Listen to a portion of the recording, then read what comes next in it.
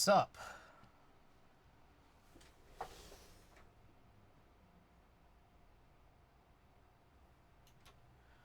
Okay, so yeah, no packages today.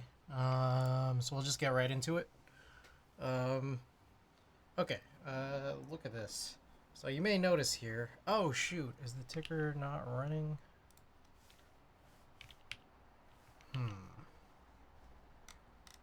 Ticker. There we go.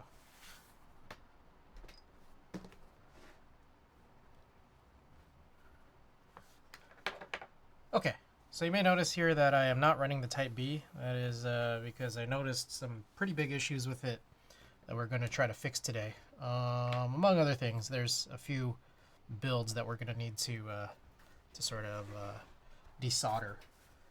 Type B is going to be one of them. Hopefully, the idea I have will fix it, but we'll see. Okay, so maybe the first thing is I have this hb60 build. I realized I didn't take the hb60 out, but I got this hb60 build. Pull the keycaps off. Oh, Bitter Seeds, Frank, welcome. Thank you for turning followers only mode off.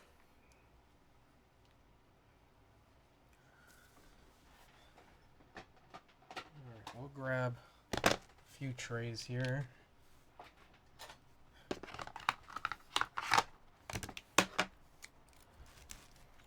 Alright, this is the hb60 palm build.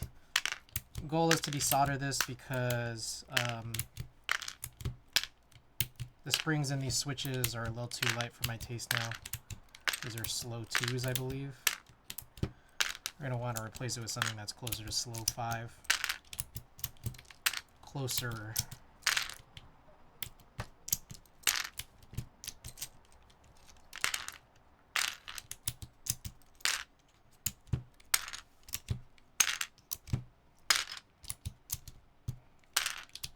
There's more, which is, so I think I realized one of the issues with the Type B, and it's a pretty big one, which is I decided yesterday to use TXAP clip-ins, and I realized that, and I should have noticed, but the stabilizer holes are actually really oversized. It was way too easy to get them in, and way too easy. And an effect of that is like they kind of started, like the stabilizer would actually move around and move up and down and everything. So I think that that was kind of one of the results of it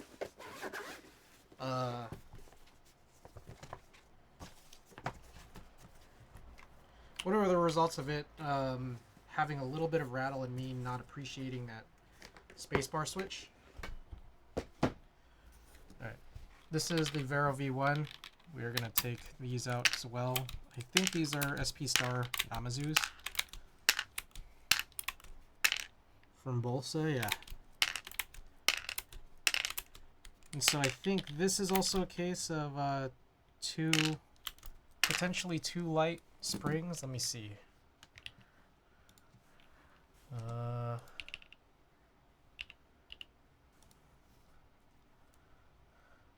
Slow 3s. So they're not bad. And in fact, when I feel them right now, they're okay. It's nothing too crazy.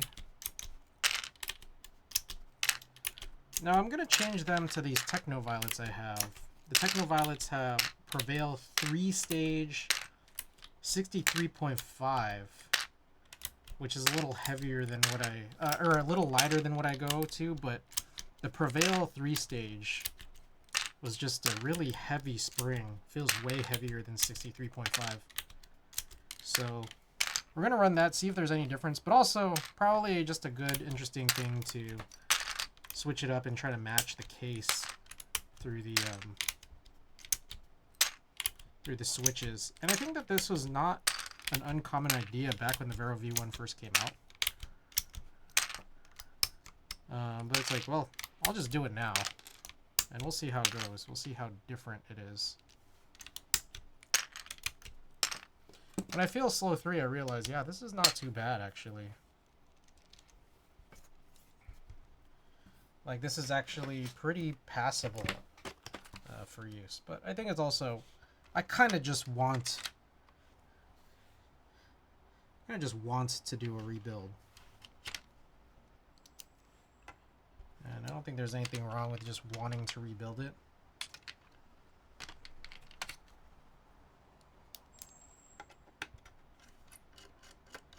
Alright, so these are torques.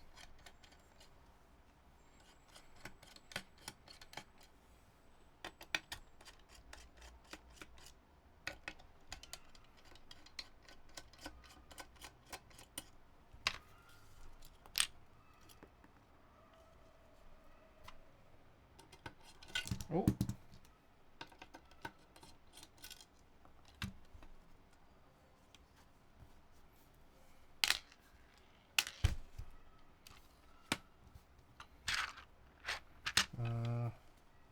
One flew out. I don't know where it went. Oh, that's interesting. A top mount. It's top mount with the daughter board on top. Yeah, what the? Where did that screw go? Oh, here. Also, is that really loud? I feel like that's really loud, isn't it? Hopefully that's better. Actually, these are pretty tiny and also look instead like hex.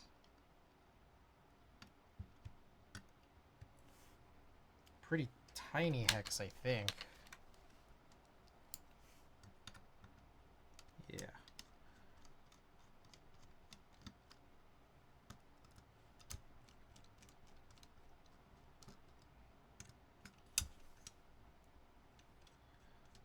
So there are a lot of screws on this.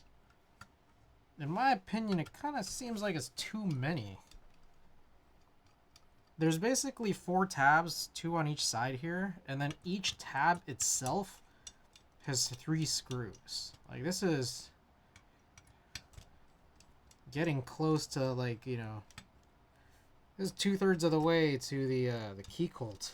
The key colt 0 number of screws.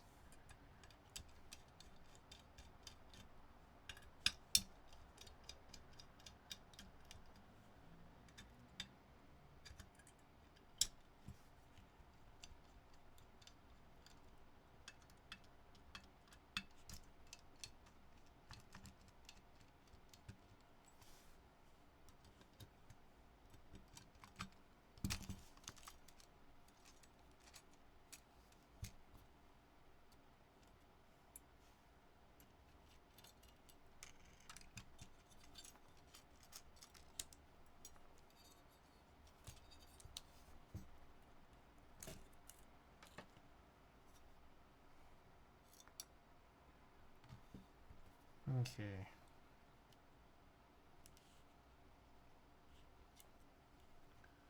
So there's 5, 6, 7, 8, 9, 10, 11, 12. Okay.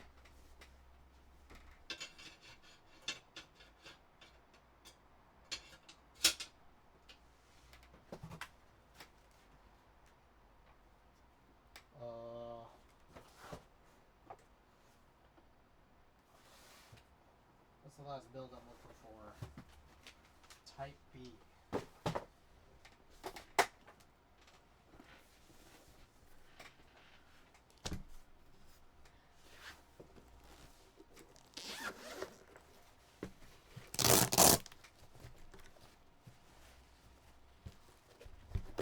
I I tried everything, honestly. I was trying to actually not use the shims and then instead use like really big wedge toothpicks in there, but it wasn't enough. So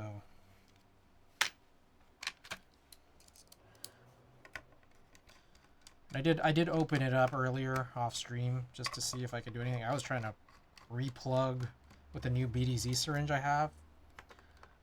It wasn't good enough. Triple rebuild? Yes, triple rebuild tonight. And we'll see how much we can actually get done. I mean, I don't have any packages today. Stabilizer is funny because so the whole thing is I'm gonna have to redo, quote unquote, redo stabilizers for this. But I think what instead I could just do is move these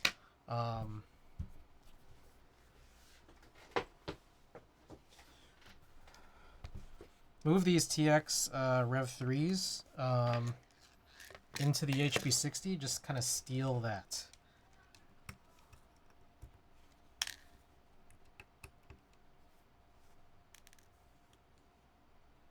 Yeah, these are just way too loose.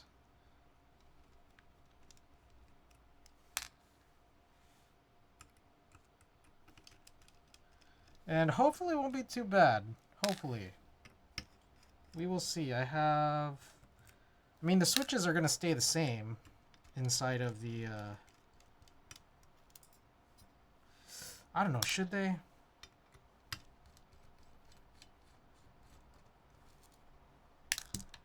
I gotta think about it. I guess, fortunately, we don't have to answer that right away.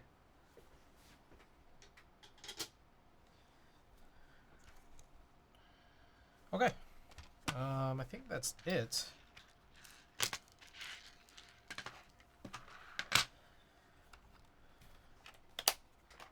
So what I can do from this point is just kind of get set up.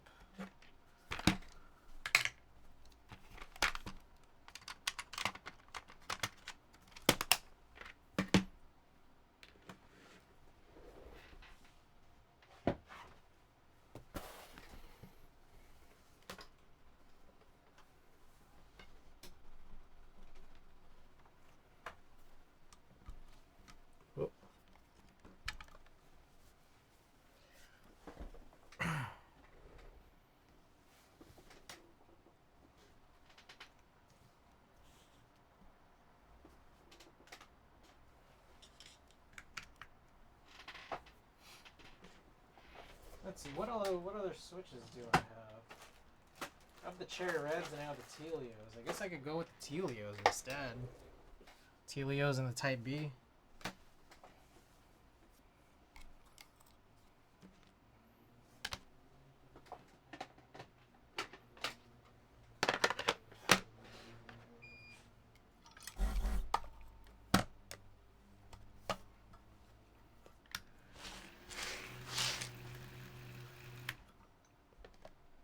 That is...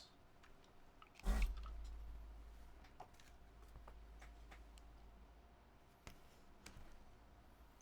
feel like this washer is getting loose or something.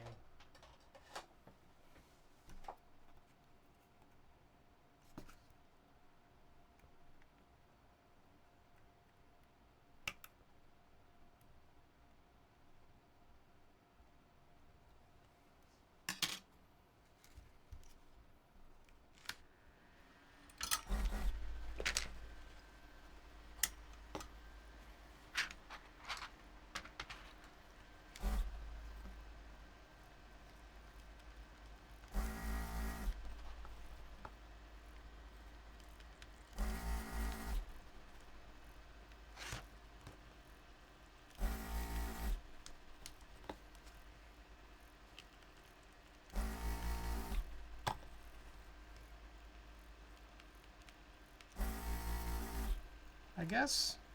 So I see a lot of people do this.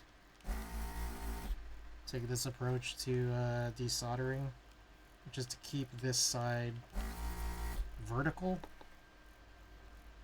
And I know that for the FR301, it's like kind of a much better idea. just because the FR301 is just so much bigger and heavier. This one's not really necessary, but it still does kind of provide a pretty good sense of ergonomic comfort.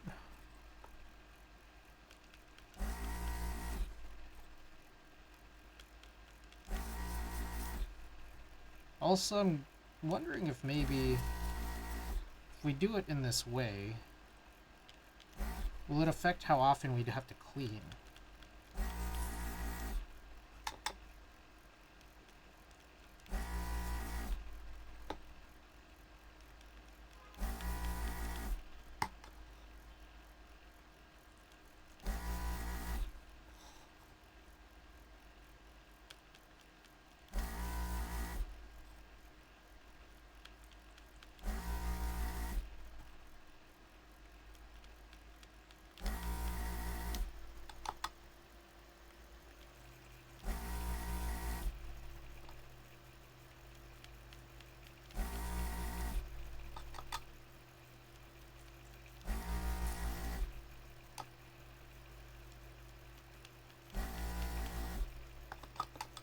Alright, so we're already kind of hearing a little bit more rattling on the fan.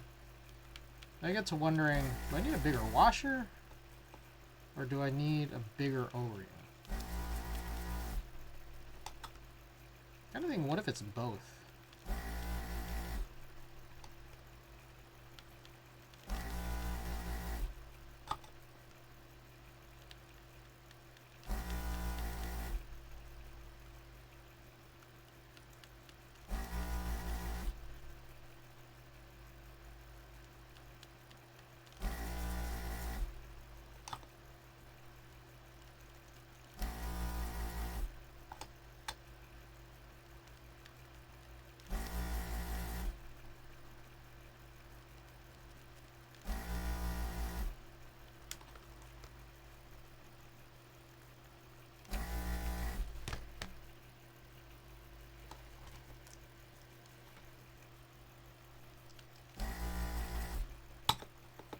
Part of me that wants to try to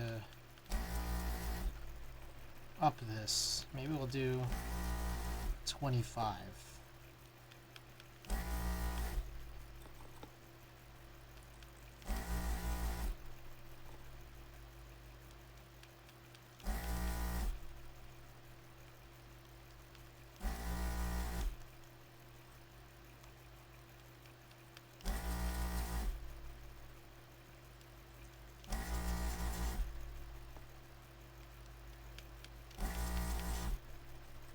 So anyways, I'm thinking of moving these screw-ins into the Type B PCB. Maybe that should hopefully try to alleviate the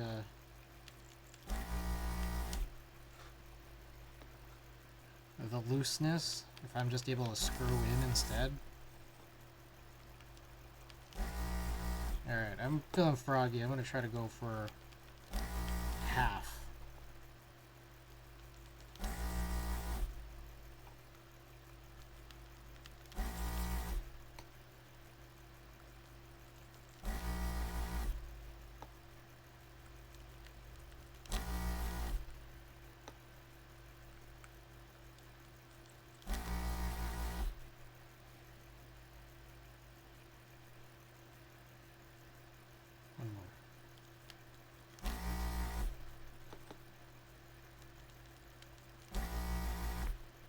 Okay.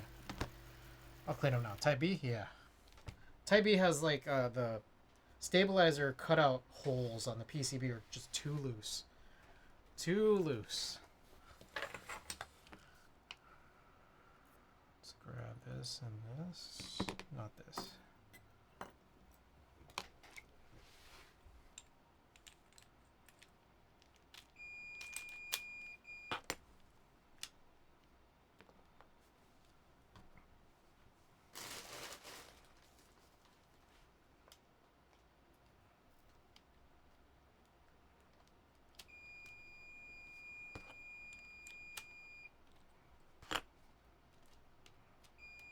Jesus, come on, man.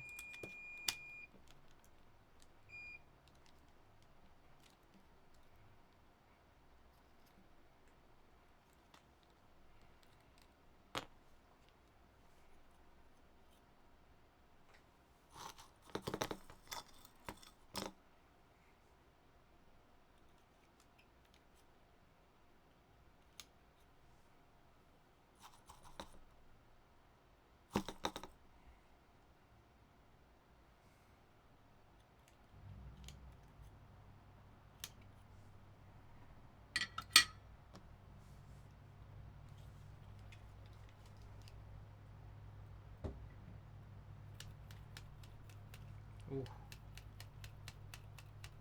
I may need to put on some gloves.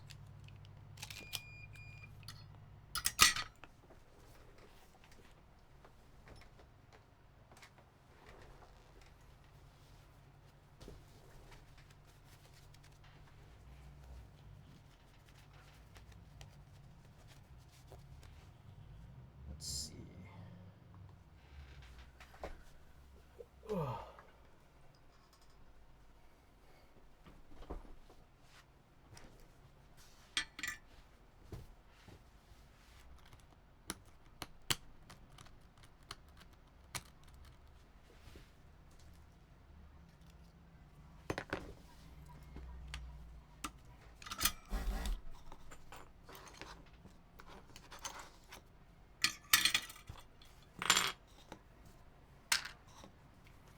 All right. Let's try to continue here with the 30 plan.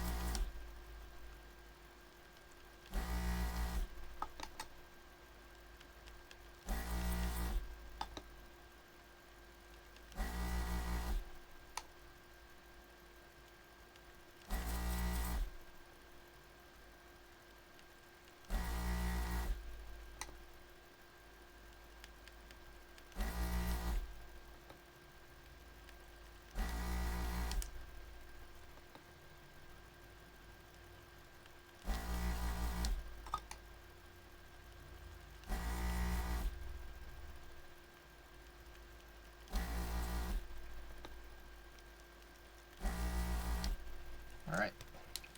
One more row here, 15. That's half the set.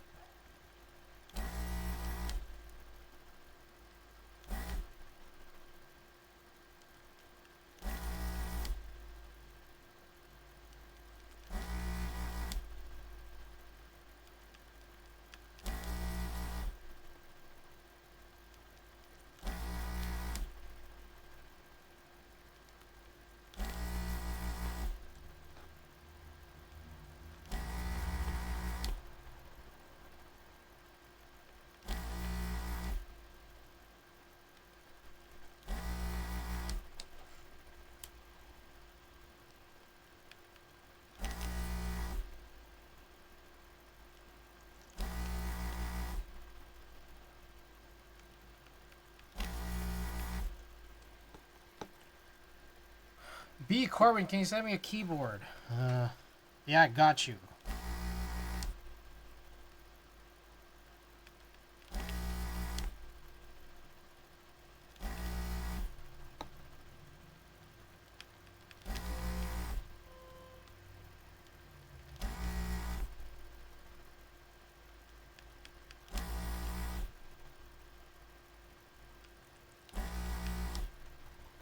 You're gonna send it to me. I'll email it to you.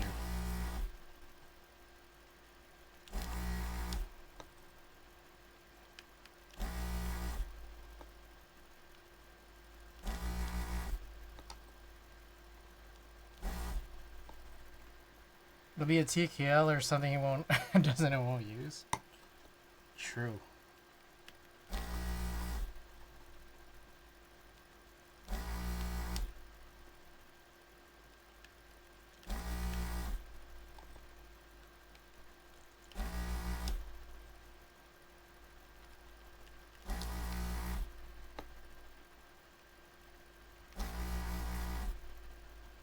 Alright. Let's go and see how we did here.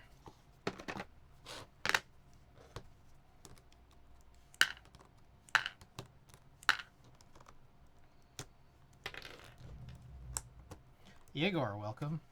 There's a palm plate? Yes. Got this done through Pinocchio. Probably one of the cleanest palm plates that I've seen them do for me. But Randy, welcome. Preferably a keyboard for Fortnite and mechanical in 60%. Alright, I'll fax you one.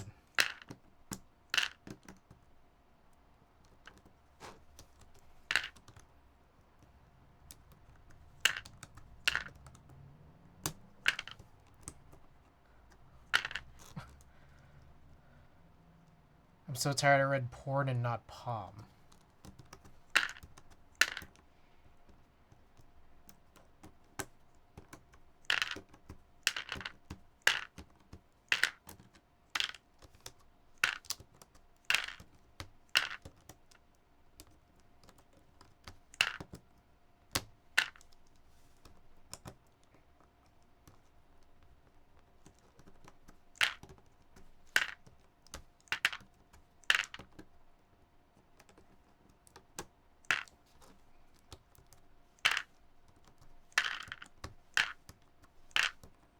Pretty clean for the most part. There's a few here that maybe might need a little heat added or something.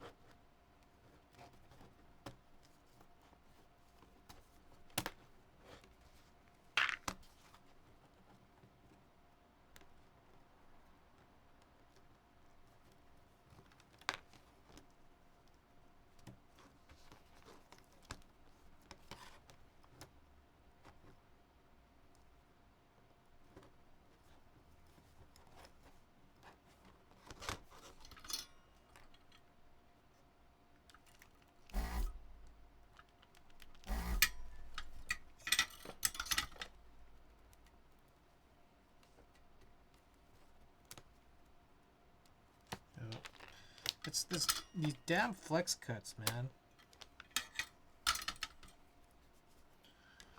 All right.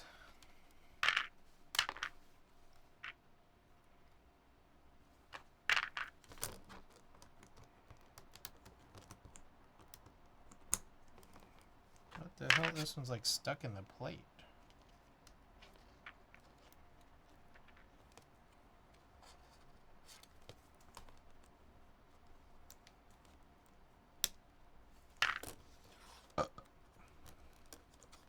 Couple of these are.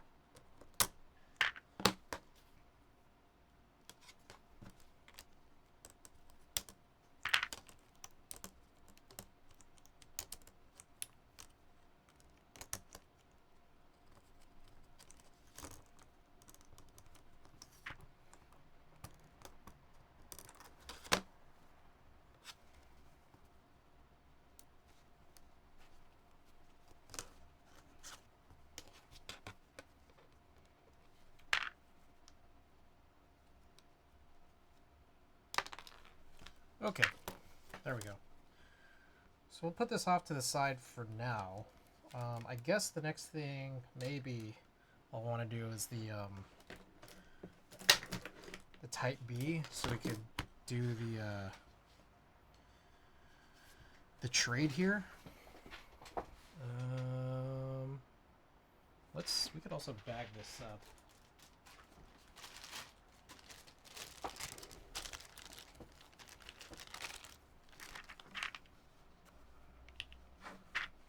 back in here.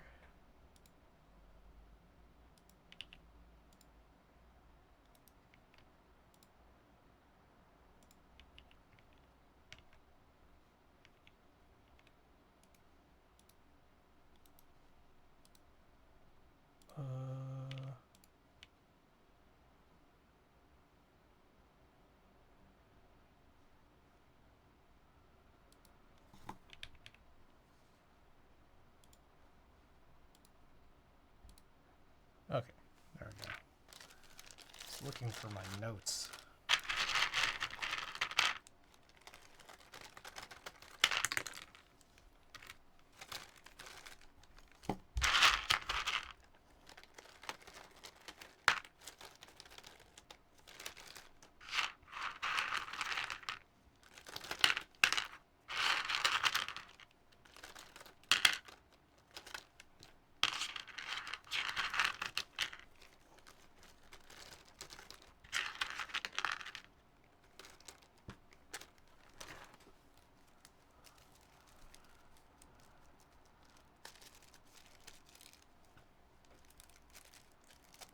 Alright, so I'm stacking up these, Nights and welcome. I'm stacking up these sets of switches here that I need to do spring swaps for. I was actually trying to start some spring swaps today, and then I realized, like, wait. Some of these plans are a little bit more complicated than others. Or just, like... There's some switch projects I have where it's like, it's not a full set of switches, which is good. But that doesn't make them uncomplicated. And then I guess we also gotta clean this.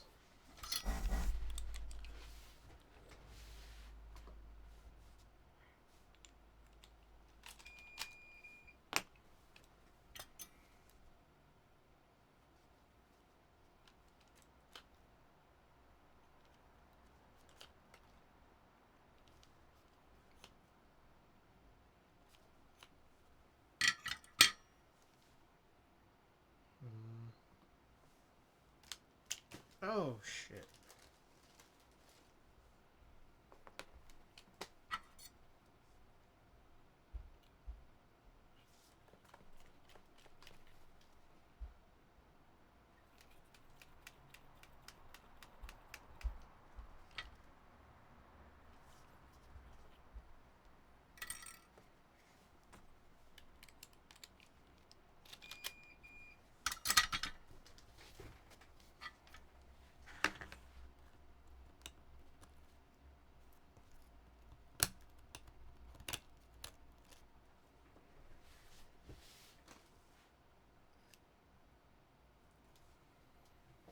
Alright.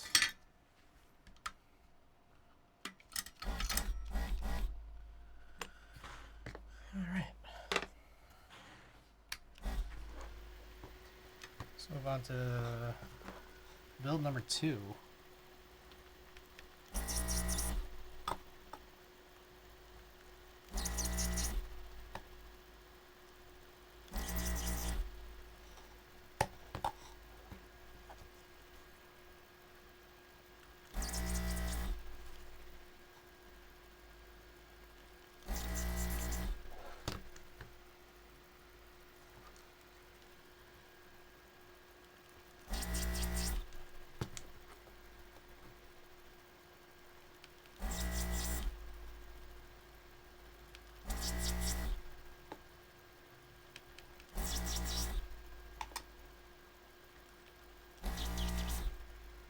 How's everybody since the last time I saw you guys? It's been far too long.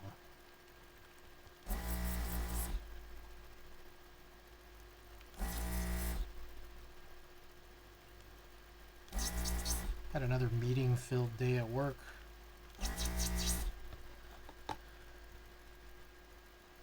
I bought a couple keyboards. I ended up buying... I saw Savior had posted the Sync 55. I don't know if that's how you pronounce it. I guess Alex built one recently. Anyways, I bought one. HHKB, yeah. I got the Champagne, non-full copper bottom. non-full copper bottom, and then I got the polished stainless steel rear.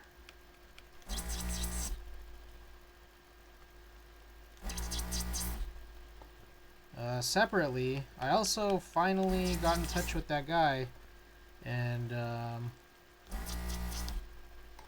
I sent over my payment today for the Ladybird, which I think is also going to come in in gold.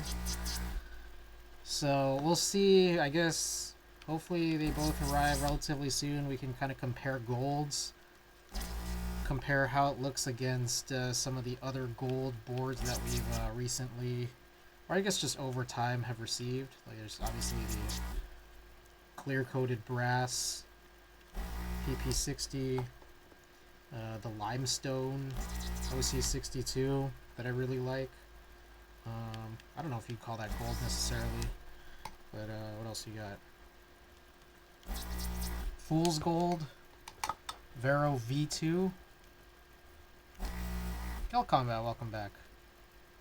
And then of course this guy right here. I forgot what the name of this one was, but this Arc 60 is also a gold. I think this one's got a little bit more. It's like a little darker, a little more brown or red in it. So I think that this one's going to be pretty different from all the others that I have, but anyways. 2 more gold keyboards on the way.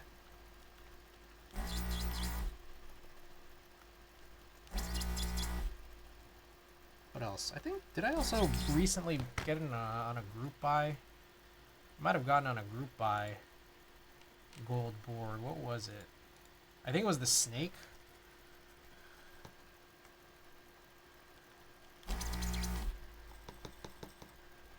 And then, I don't know, I guess maybe we can also throw in the Key Cult Zero with the gold bars and the gold bottom.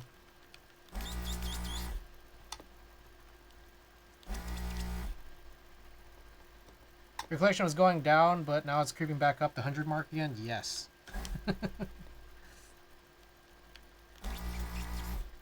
Does joining a group buy 15 months ago count as buying a new keyboard since it just arrived? I think kind of. I'd say if it's new in your hands, it's new.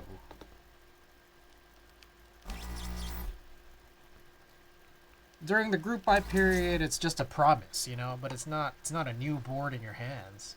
Sounds like you need cap minus for all that gold. Ooh. Maybe I want to see more photos of it. Then I just bought a board. How about this? It's newly received, but it's not newly bought. But yeah, it's Ricky. My count definitely is going back up.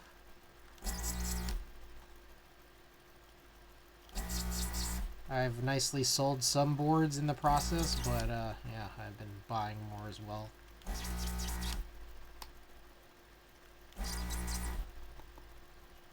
I guess the way you kind of look at it was, if I was gonna buy them anyways, I mean, it's a good thing then that I sold some. Oh, I realized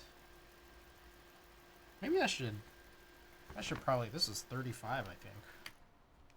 No shame, 100 is just a milestone. It is.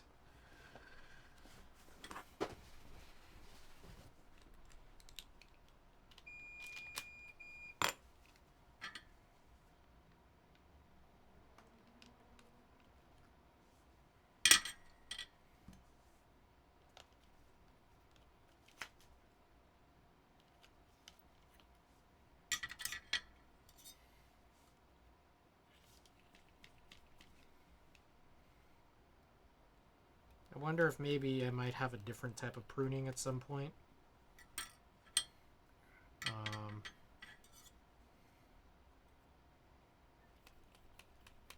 A different selection of boards that I'll want to sell.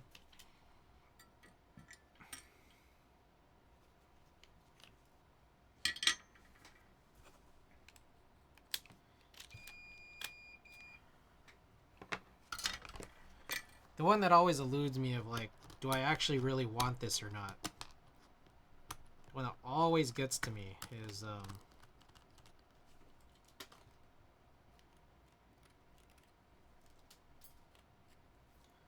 the Sanyo 60, because I really don't like how it looks, but it sounds so good every time I use it.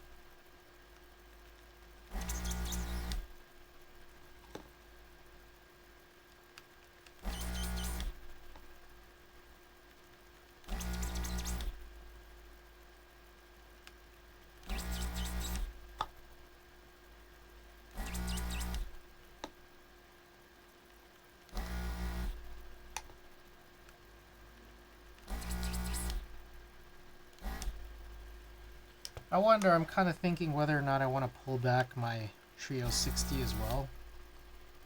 It's not really moving, but also I do really like the design of it. I just don't like the sound of it. Like, it's the opposite of the Sanyo 60. I think it looks really cool, design-wise. I'm not sure about the actual finish.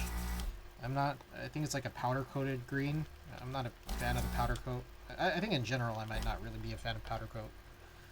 But, I think the actual board looks really cool. Don't know about how the feel and the sound is. I think maybe I might need to try more configs. I might want to get another plate cut. Possibly.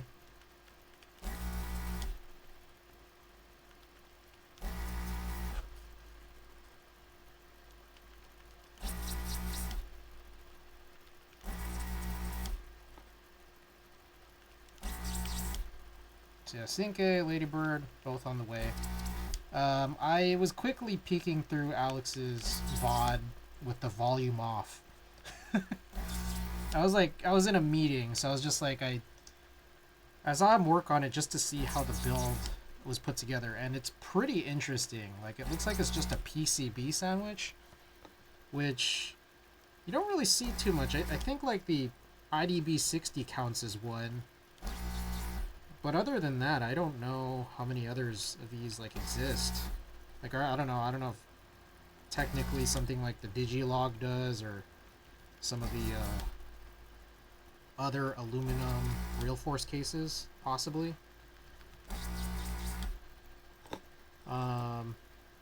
What intrigued me was, even on mute, I could tell that there was kind of an interest in how short of a front height it was. And that kind of intrigued me a lot. That, coupled with, I've been seeing people sell these, or at least one person sell these on Mech Market at a really high price, and it's like, oh, I could just get one new now for much cheaper.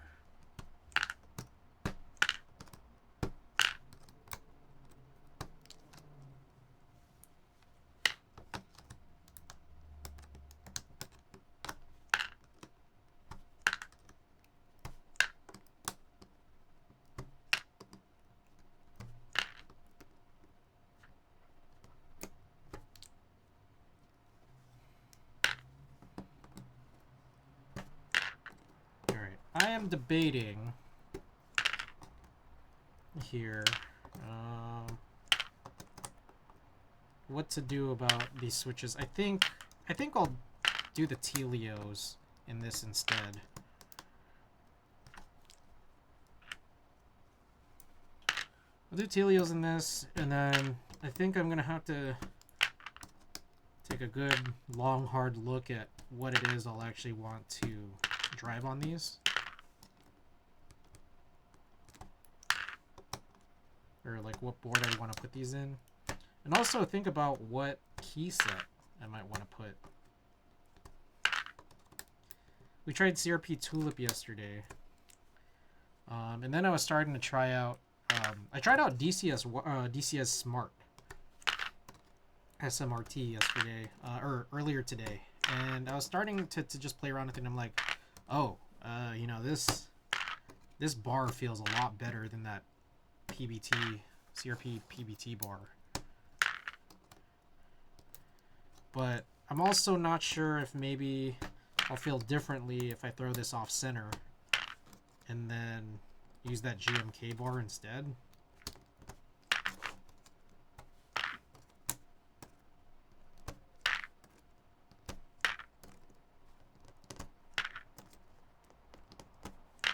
But I'm also thinking that maybe I ought to make that spring a little bit lighter.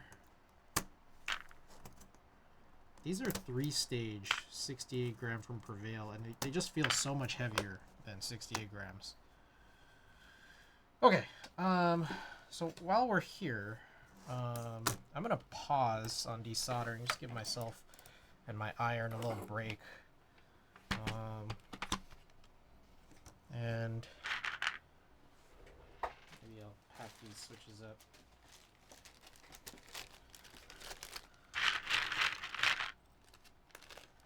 I basically want to just swap these I'm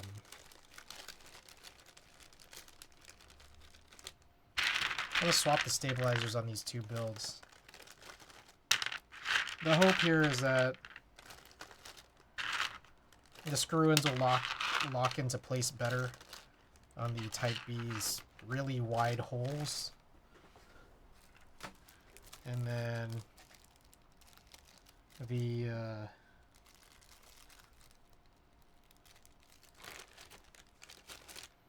these TXAP shim clip-ins can probably fit on this, what it looks like an SNOP60 a little bit better.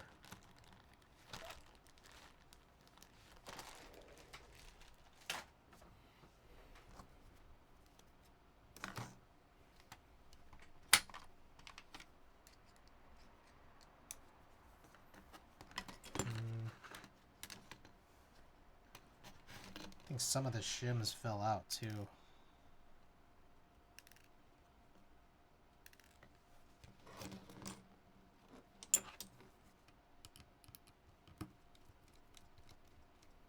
I believe these are Duroc V2.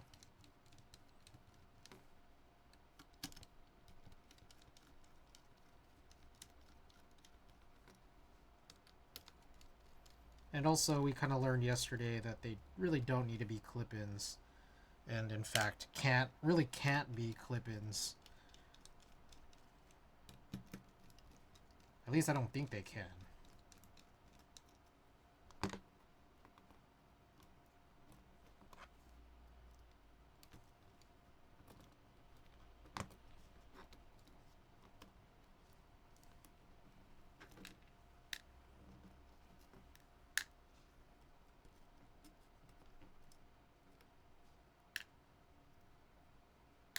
BRB, you got it.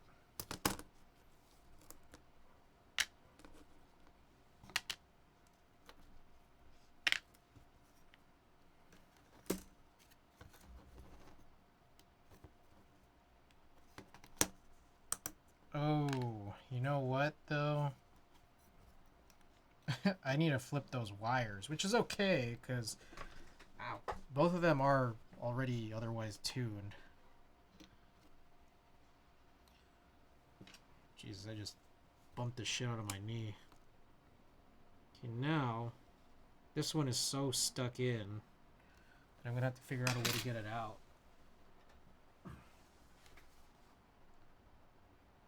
There we go.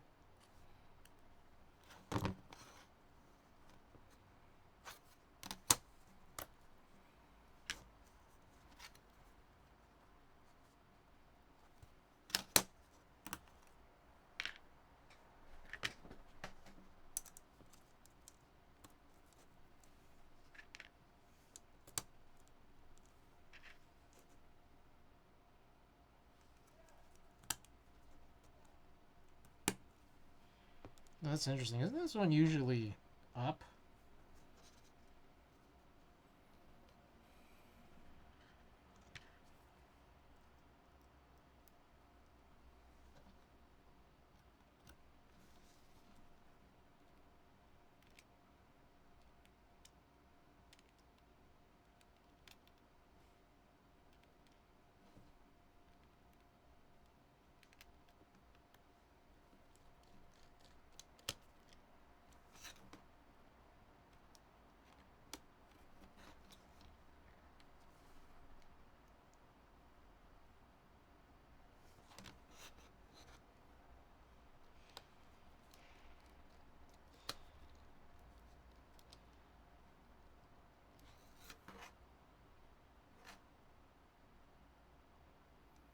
Bro.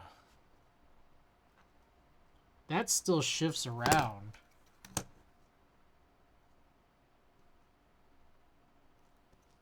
Like, that is really as tight as I can screw it in, and it's still shifting around.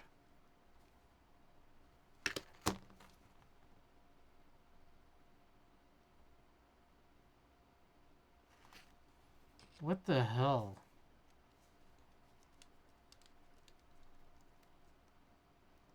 That's bad. Okay, there's something very wrong with this PCB. Is this 1.2? Shit. Is that the problem? Was this 1.2?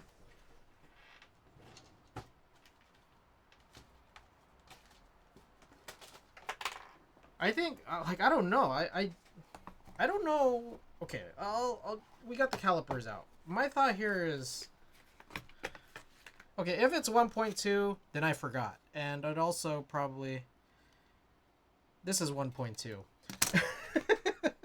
God damn it. You would think I wouldn't make these mistakes, man. Okay, we literally just bought some shims yesterday. Was that the whole problem this whole time? Oh my god.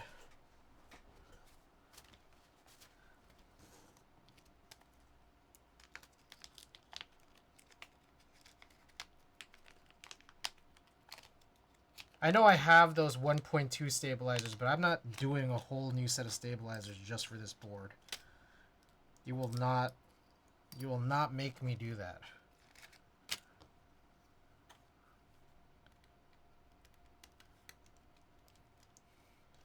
Plus, I'd rather just, like, not have to deal with, like, flipping out this wire. God damn it. Okay, this was probably a me problem. Let's look at type B.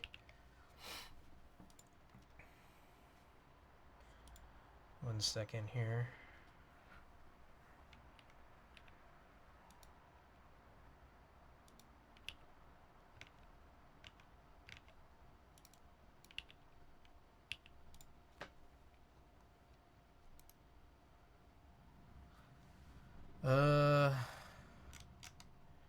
Prototype B information, specs. 1.2 millimeter PCB. All right, that is a skill issue on my end.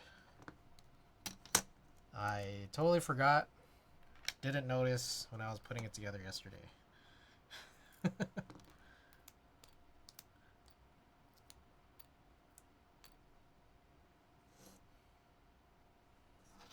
Okay, so my take here is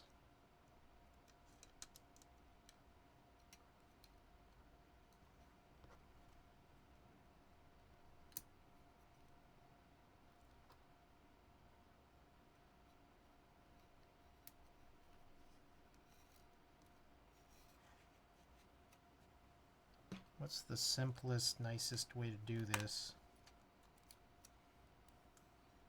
Do you put it above or below? Because it seems easiest if you put it above.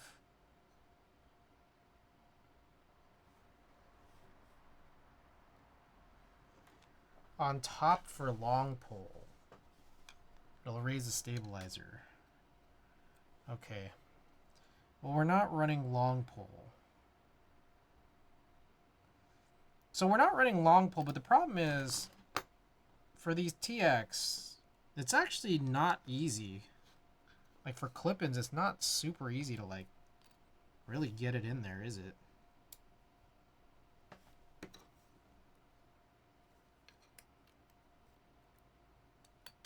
Like you gotta be real methodical to get it in correctly.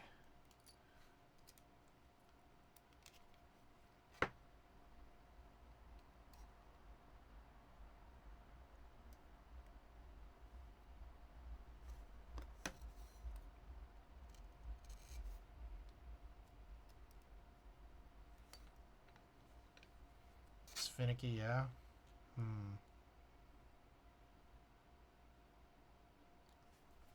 I mean, what if you... Is it possible to clip it in first and then throw it on? Or no?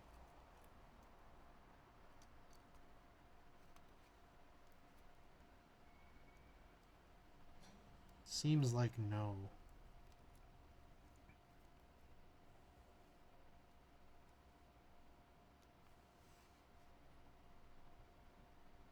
You just hold the shim on the back, then clip in the shim?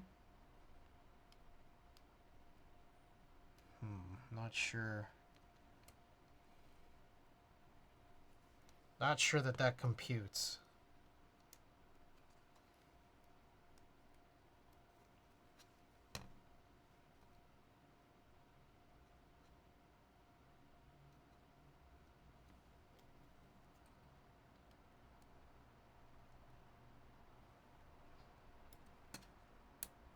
Okay. I think I got it.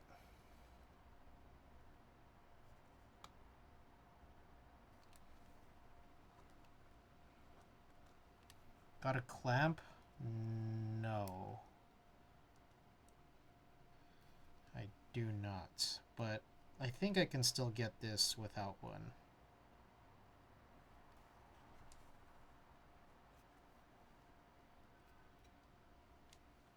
It's a good thing I bought these. With that, Watch, this ends up taking longer than just doing 1.2s. Custom 3, welcome.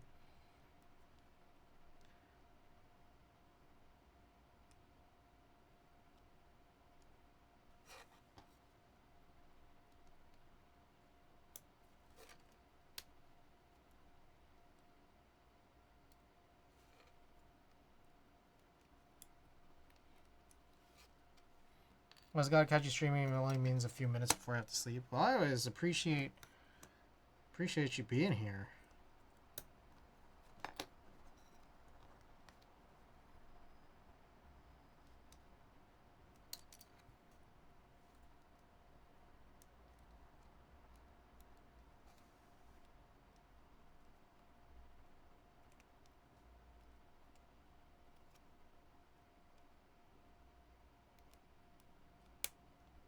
Okay. I think I got it. Alright, will this stay in place now? Seems like it.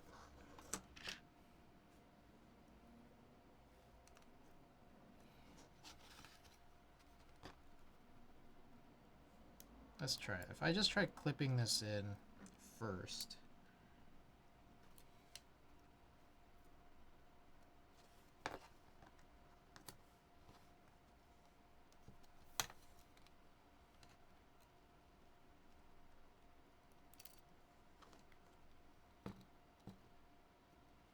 Jeez, I'm getting BDZ all over the place.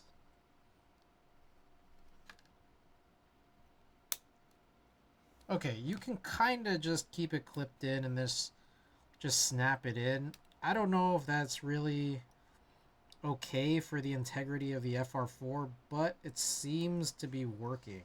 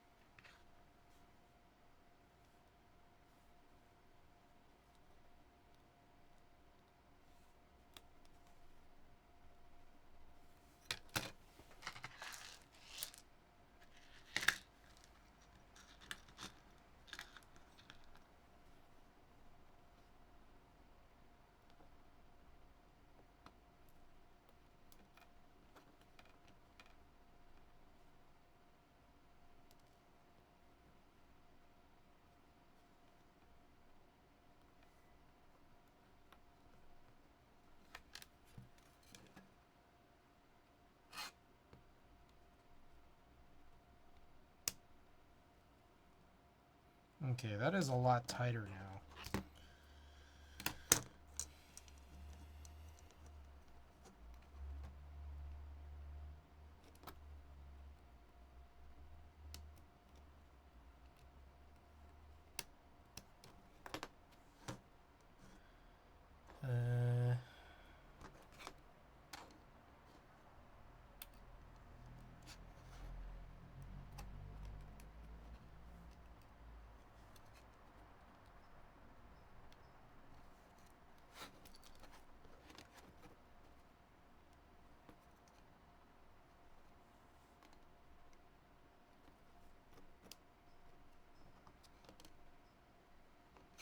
Man, you know what I realized is that, like, if I had realized this earlier, I probably could have just done all this off stream and not had to do the rebuild. But whatever.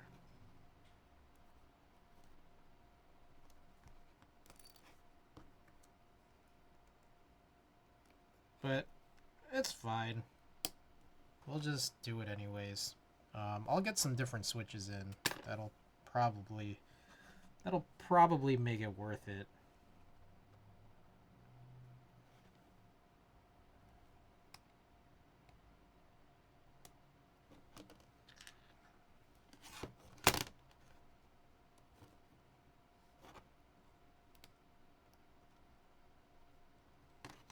Okay.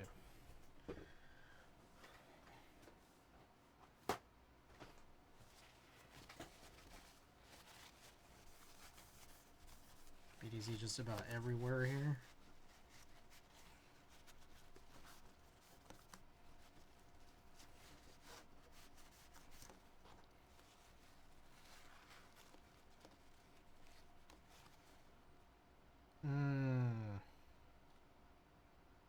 Okay, this one's real stupid because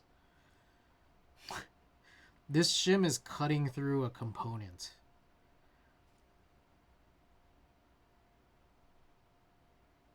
Do you think that that's okay? It's like, it's kind of curved, like it's bending.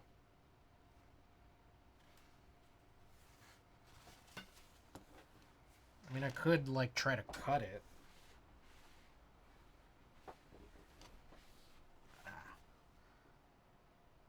Ooh.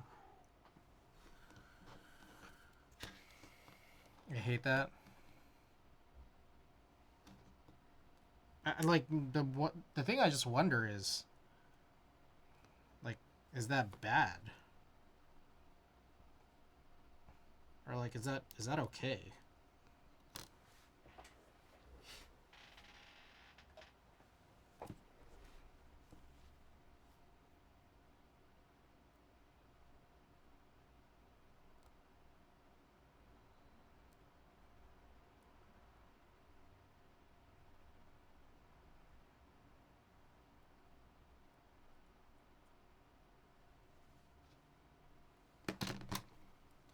Not about everything, just FR4, but I don't know about the component.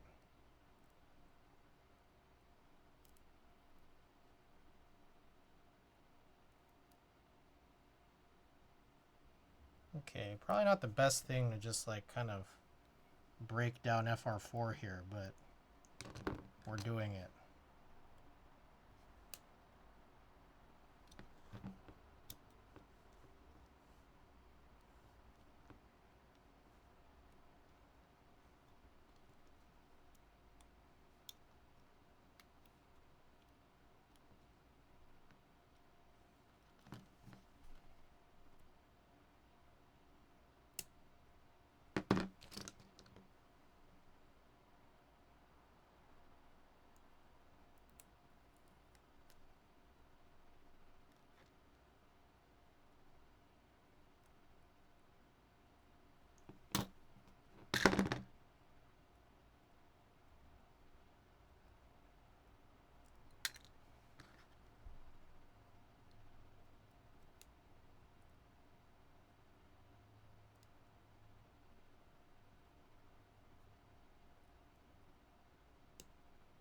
Also, is there any reason why FR4 is used as the shim? It's just because it's, like, known to be safe and sturdy because it is the material of the PCB anyways? Okay, I just cut it. I feel like there might be some microscopic fiberglass in the air right now. Possibly. Shouldn't do it. Don't do what I did.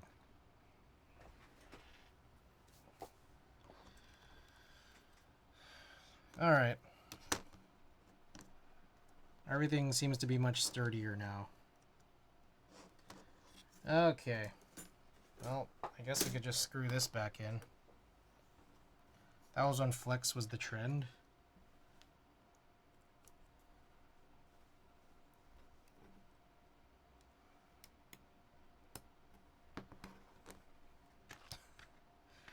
I just don't get that. I don't know. I just...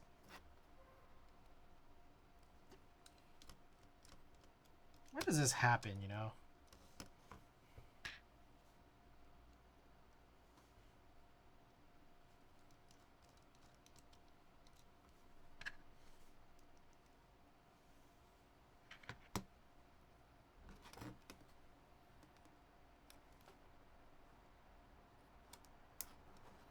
Why do we do this to ourselves?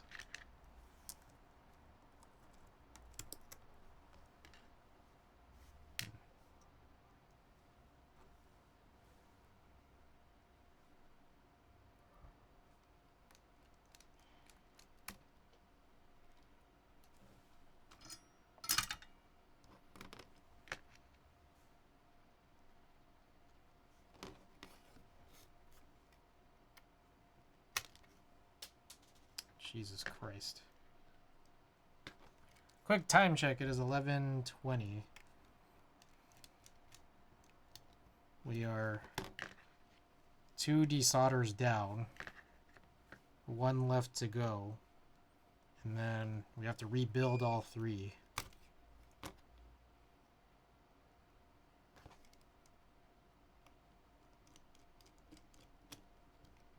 Shonies, welcome.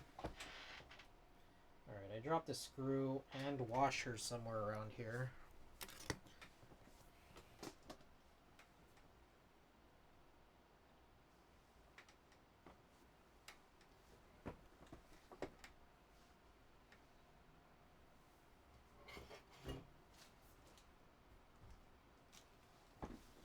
It may be gone forever.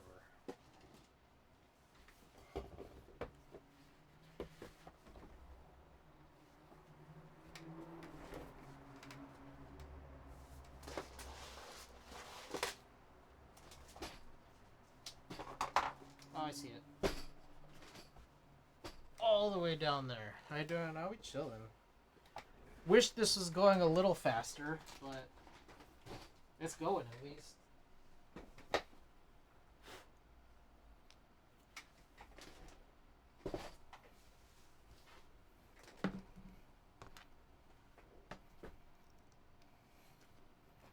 We did some discovery. Overlooked something from yesterday's build. Tried resolving it off stream today. Still went overlooked even then. And then we just learned now from Randy what the issue was. Is the Type B. Type B included a 1.2 millimeter PCB. Forgot to account for that. And forgot that detail entirely. Okay, we have 1 build left to do, but I think I do need to clean this out. Probably would be a good idea.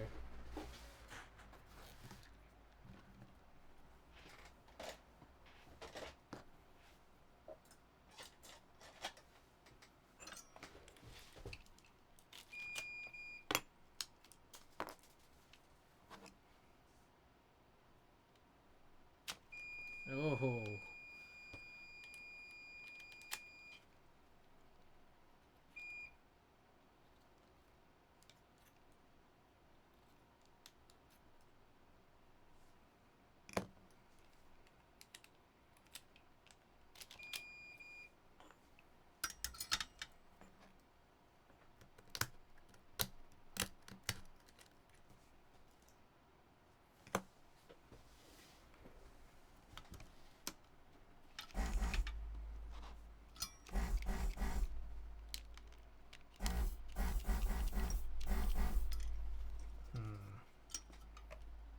forget to do this?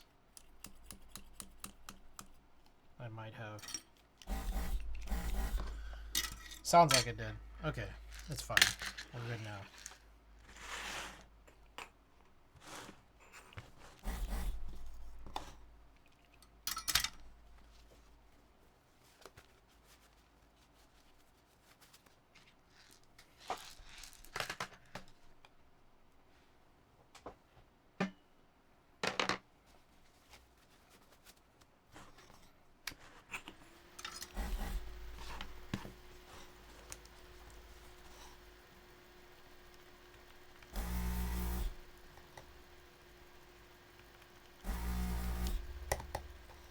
So the plan is I'm probably going to drive the Vero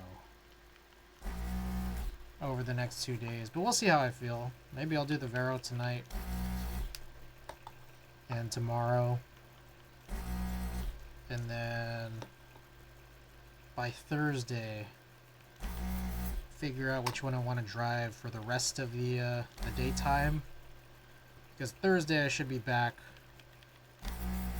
presumably working on the Cloud9 MX, which I should probably verify what width the PCB is there.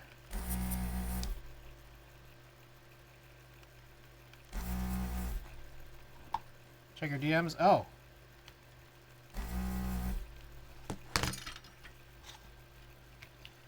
Let's see what you got for me, Mark.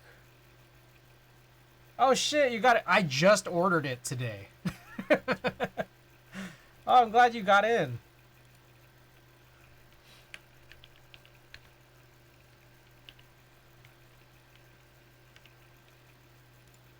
I'm so glad.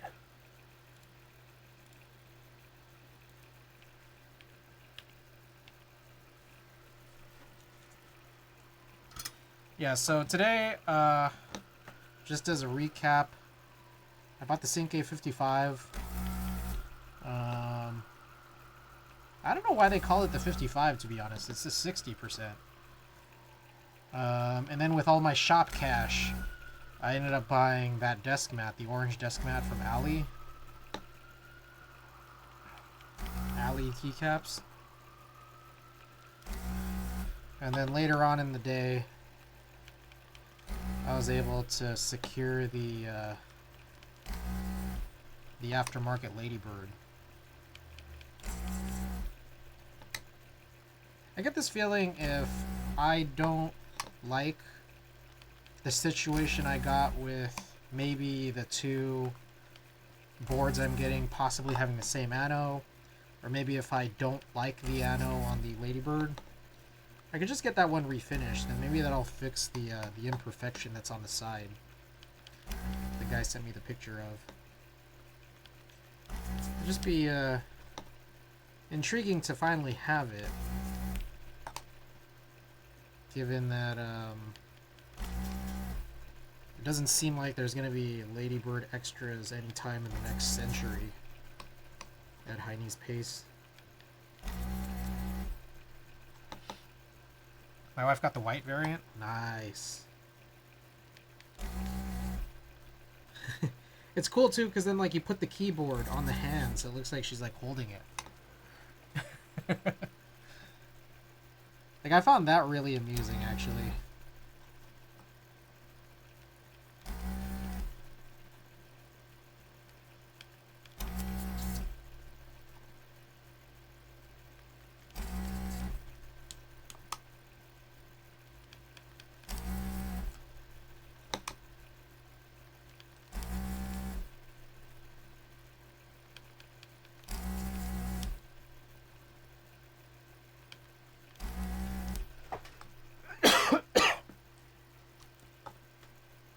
Mark, by any chance, did you play Pokemon Scarlet and Violet? I've been all about it lately.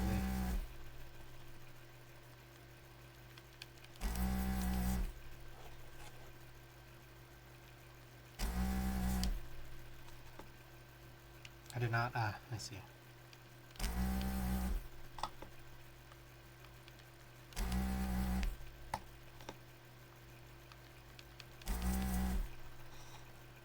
You know, back AFK, what I missed? Did you get... Yes, I did. Also, how do you pronounce it? Cinque? I just assume it's Cinque. I know that Alex did a build, but I didn't watch the VOD with audio. So, all I saw was how it was mounted, or how it was constructed, and also some surprise at the front height. Sync? It's just called Sync.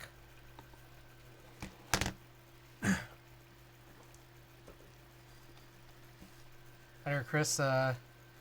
Only 4 hours of sleep? Alright. Yes. Thanks so much for dropping by. Been playing the Gen 3 remix on DS. Oh! DS. Isn't it on 3DS? Omega Ruby Alpha Sapphire, right? I was trying to load up my game, actually. And there was a problem. Apparently it's like a common thing that, like, the cartridges just get fucked up. Like, specifically Omega... What was it? Omega Ruby and Alpha Sapphire. They have an issue where, like, you might just have a card read error. And it's not uncommon. I don't want to say that it happens to everyone, but it's not uncommon. Really awesome looking board. The sound tests I heard weren't really for me, so I'm going to pass, but damn, it looks really good. Yeah, that front height situation is really interesting to me. And also the mounting. The mounting is really interesting too. Very very curious.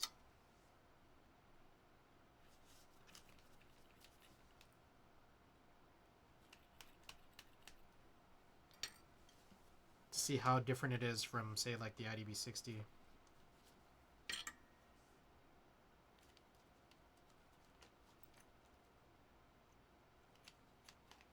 I have a modded 3DS. Oh, okay, got it.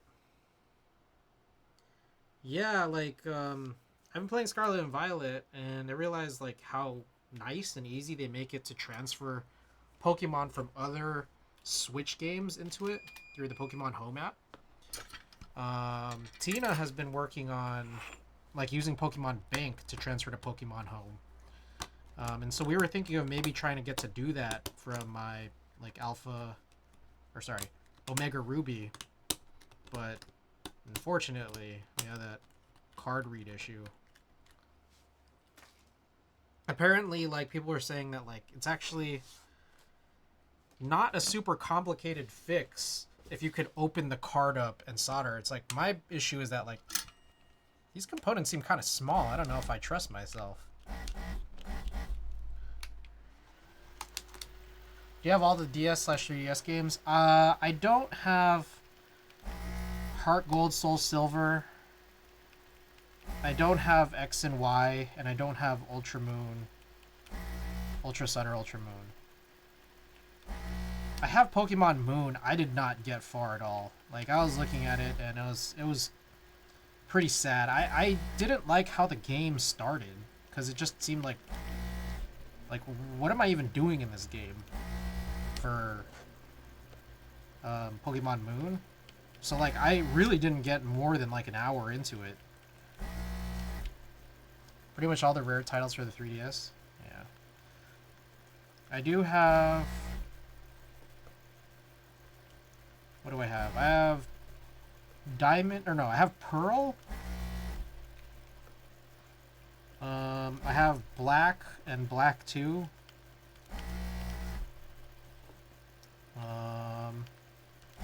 Moon and Omega Ruby. But yeah, a few missing there, and I know that some of them are like super rare, super expensive, and hard to find now. It's kind of a bummer.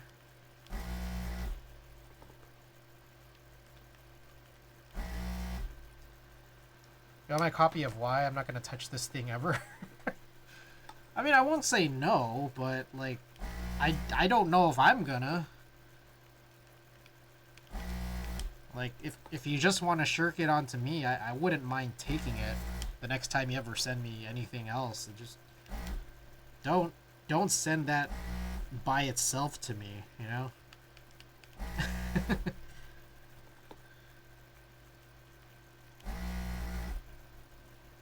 Just send it if you ever have anything else to send.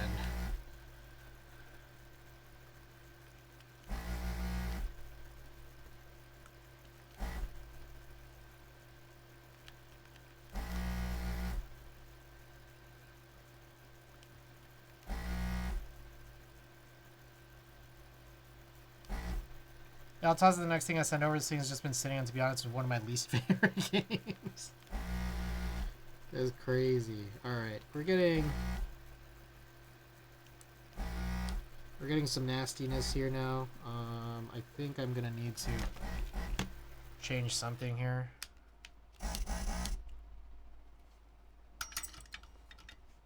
Did I not?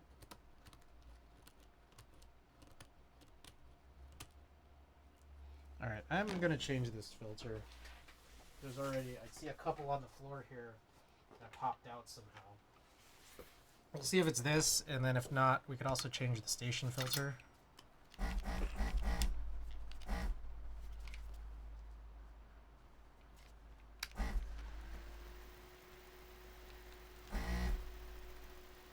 Yeah, it might be the station filter. Let me find a spare one here.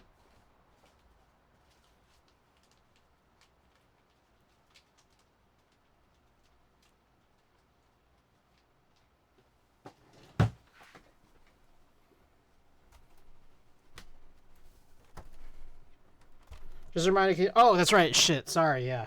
I've been lagging. My bad.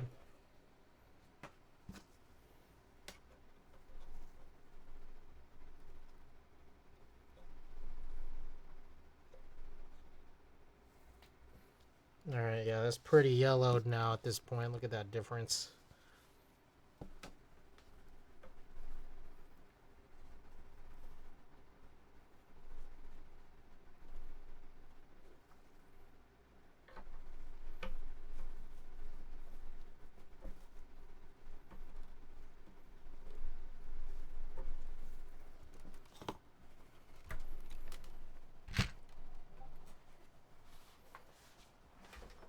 The hell just fell.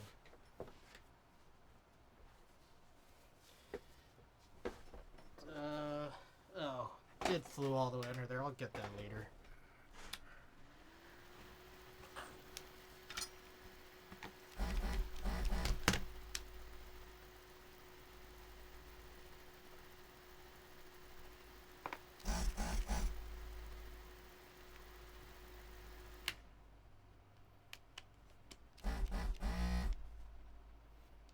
Oh, something about this still doesn't sound right.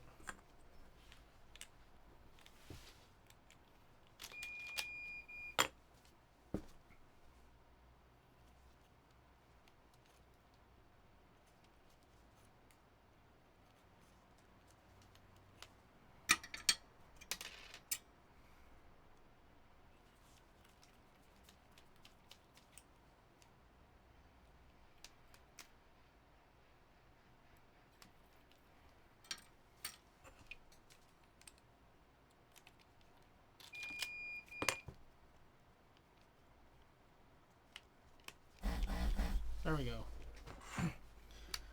I think probably because there was like some filter issues, it was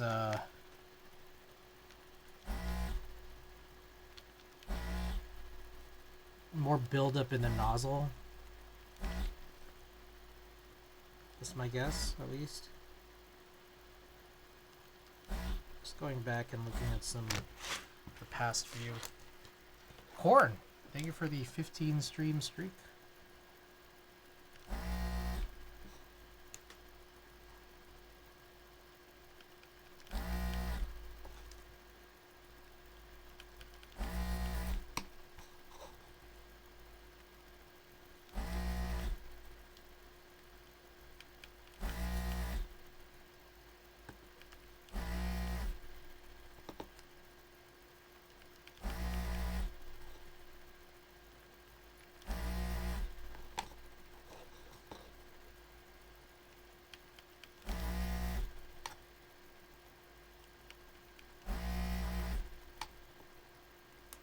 Oh.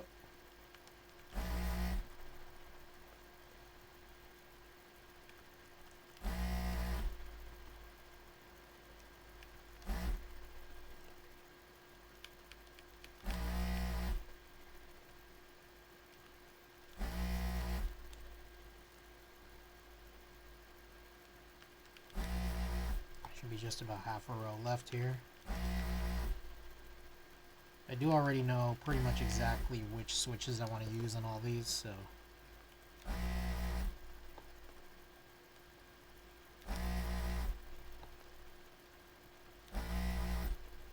Here's another thought. I'm thinking for those Prevail 3-stage 60, 68 gram springs, because they're so heavy, I could probably use them with heavier keycaps, like ones that I have that are metal.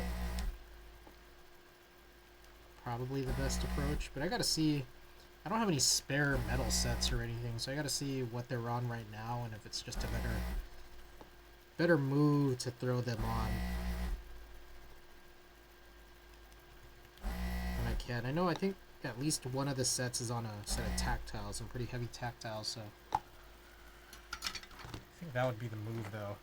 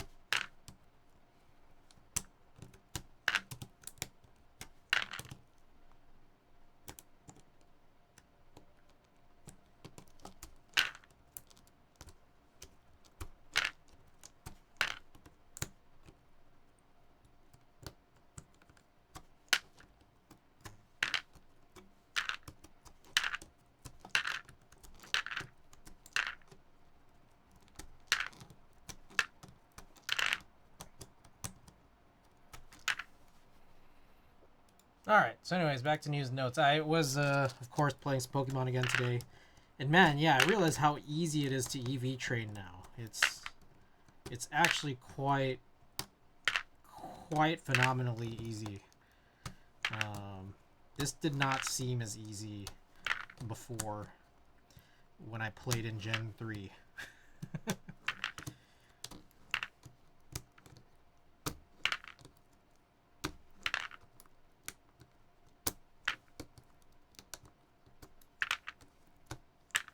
And I find it more enjoyable, honestly.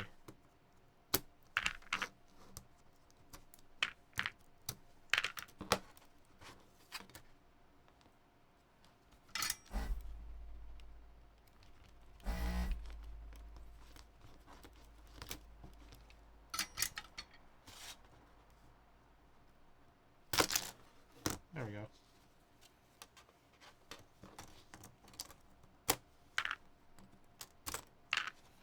Okay. Sweet. Alright,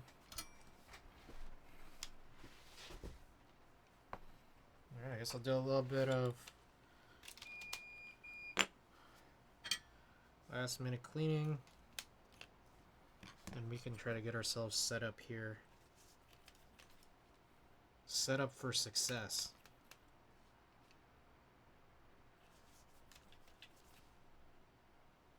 I wonder how well this orange one can fit through. Oh, not bad.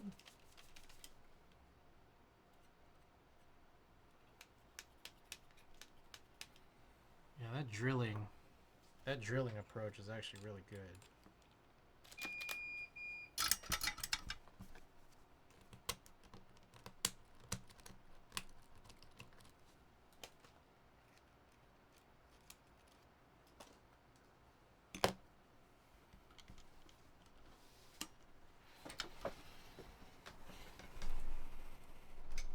Okay, so I'll get that off. Grab another bag here.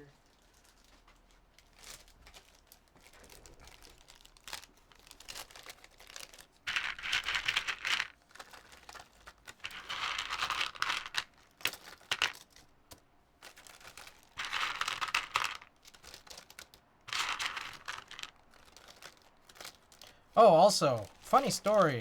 Tina just alerted me that we were doing a raid on Sunday night. And neither of us realized that this Pokemon we got that we'd never seen before, like in retrospect, we found out, oh shit, that raid Pokemon we got was a shiny. Crazy. I was like, whoa. Wait, really?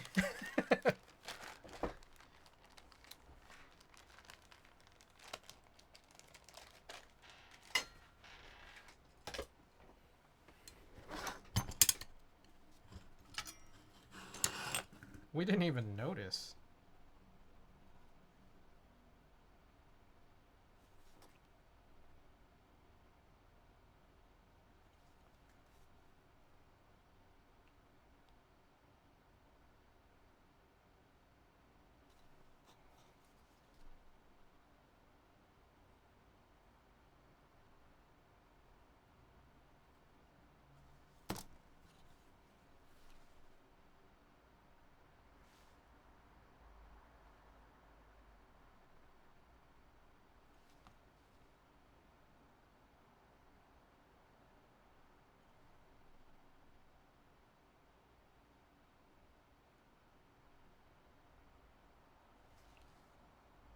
Alright. Was able to get it there. Sweet.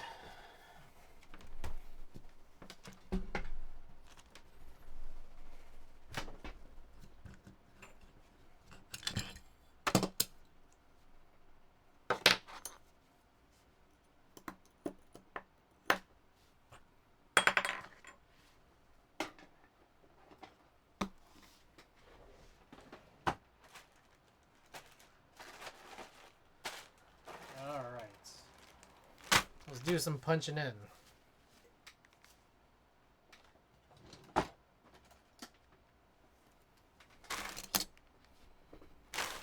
So this is the Vero V1. We're going to throw in the Techno Violets into this.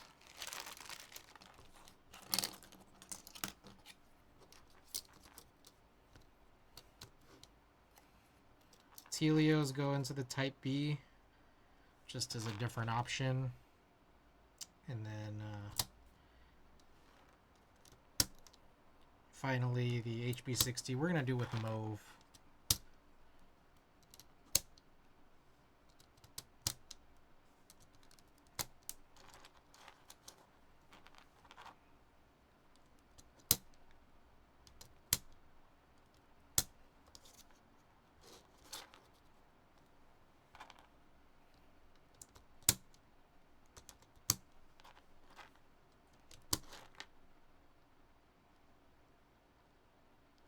Yeah, these are crazy. 63.5 and they feel like 70.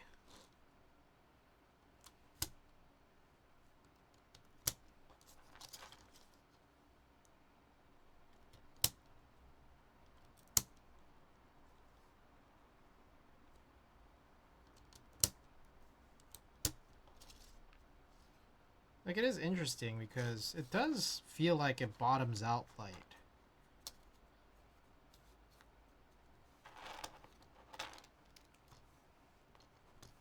Okay, I can't really get a fork in there because there's a reset button. One of those top side reset buttons.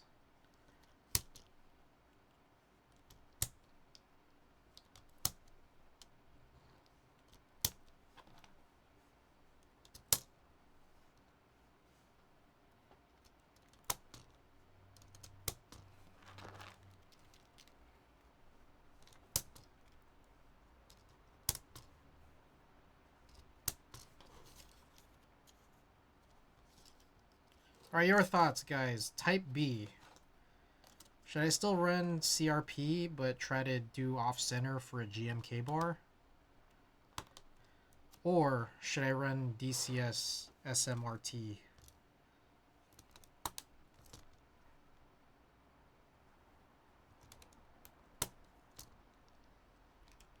Let's switch to these Techno Violets from Bolsa.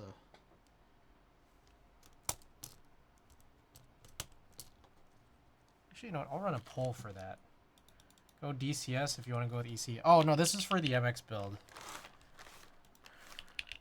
Which key set for Type B MX?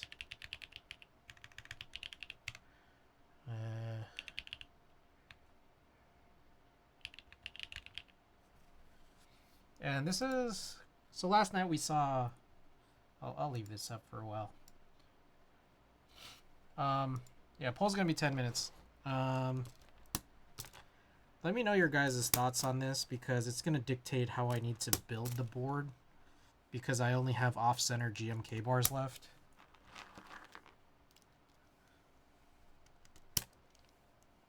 I guess I should have put an option for just GMK, but too late now.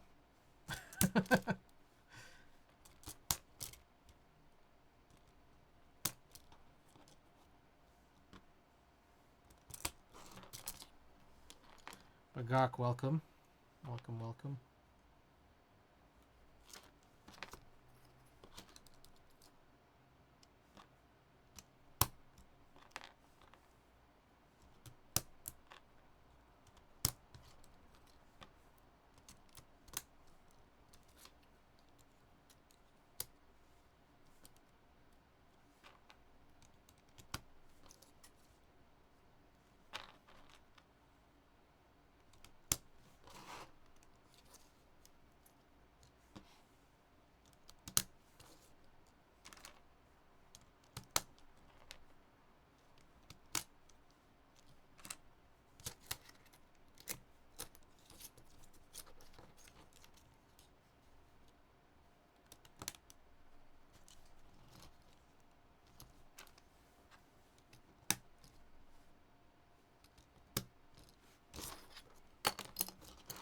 Interesting. I didn't think that would be winning, but here we are.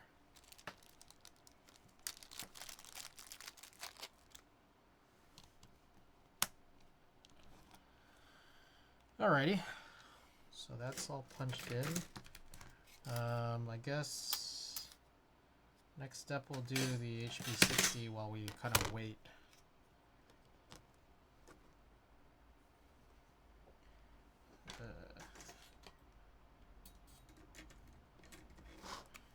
These get the moves. Kajita, welcome back.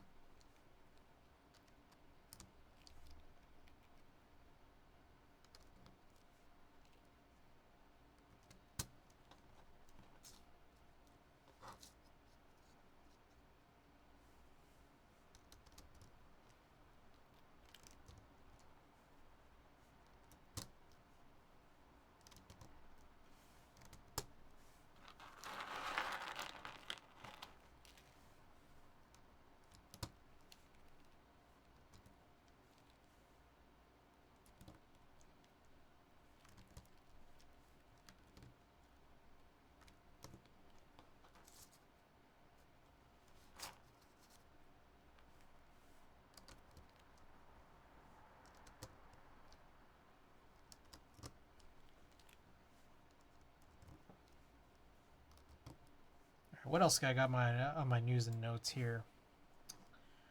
Oh, Kiko 160 tomorrow. I don't know if I'm gonna be dropping more money on boards after a day like today, but we'll see what pricing looks like, and then also we'll see what timeline looks like, and also colors. I think those are the big things.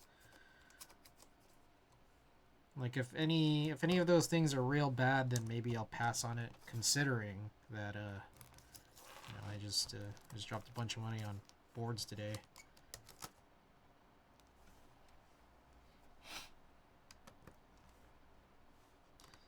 Or just hold it off till the end of the deadline, or the end of the buy period.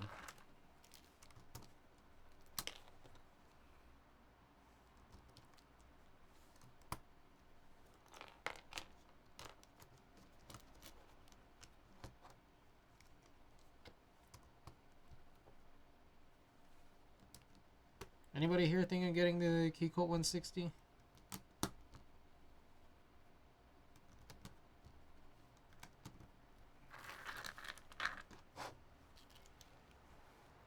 think Prussian Blue is all supposed to drop soon. I think on Friday, something like that.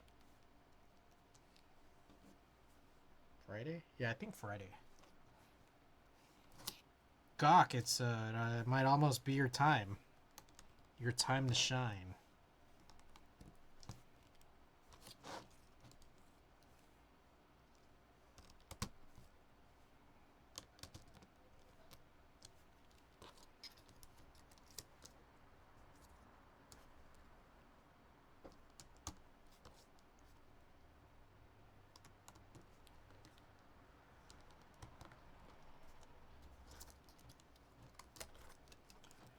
Should I still have joined? Oh, I think, isn't today the last day or something? You might want to get in, like, now.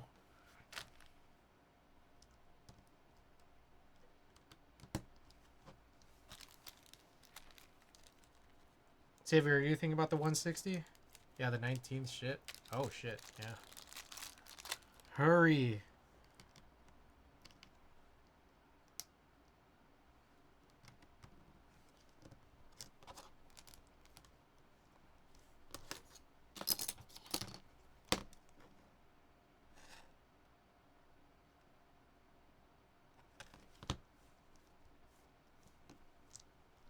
Yeah, what the frick? Missing a switch or what? Oh, here. My thought is, if I didn't go on the 0, I'm probably not going to want this 160 as nice as it is. Really? I feel like it's the other way around. It's like you didn't get in on the 0 because you're saving up for the 160. That's what I would think. Now, I'm not trying to convince you to go in on it, but I'm just saying, like, I thought that would be your line of reasoning.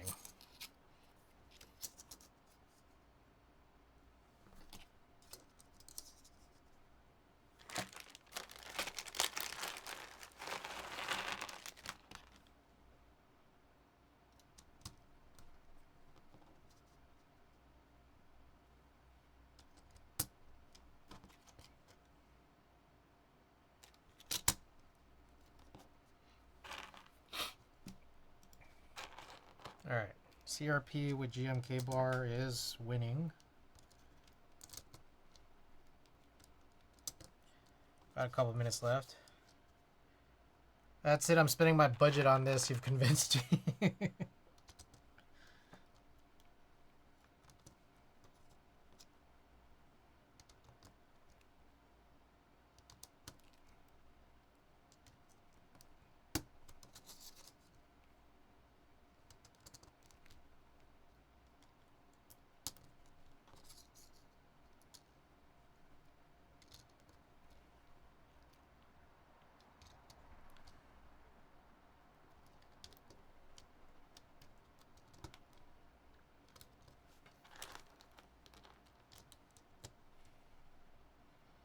Build command actually should have all of the switch details.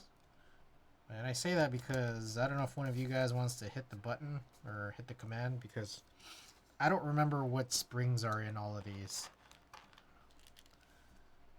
I adjusted the build command way earlier this afternoon, knowing that I was going to plan on doing this.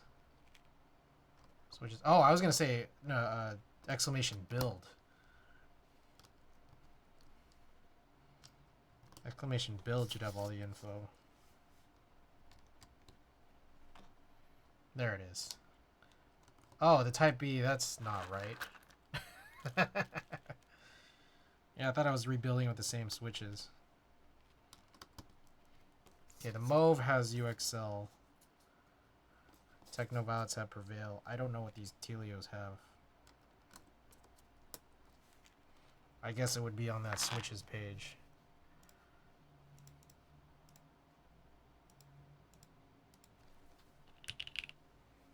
Slow fives. Ooh.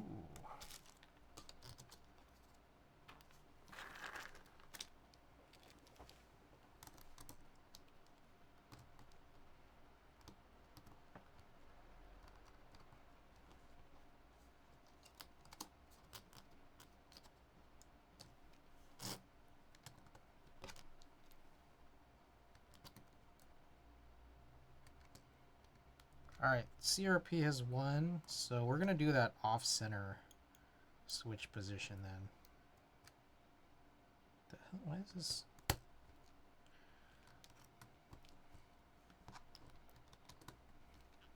Hey, shouts out to these flex cuts. I love flex cuts. How come there aren't more boards whose plates and PCBs have flex cuts?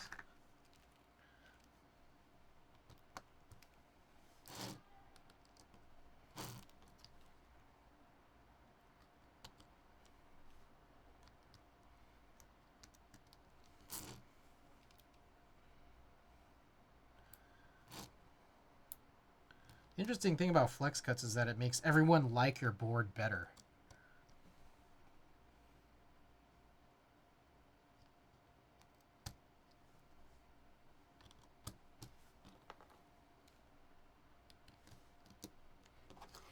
Good old flex cuts.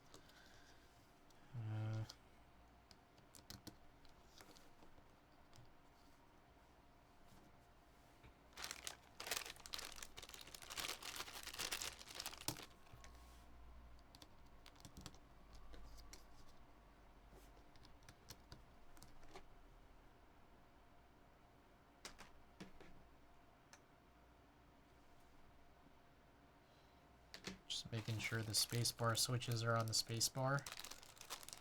Okay, so off center would be at the 7U position.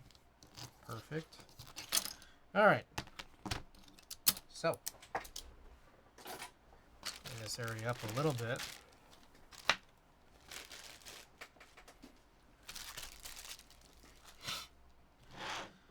My 02 linear build has unique cuts.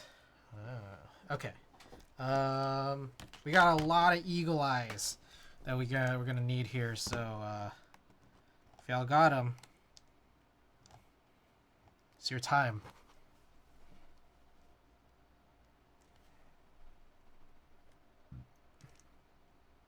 That is a bent pin.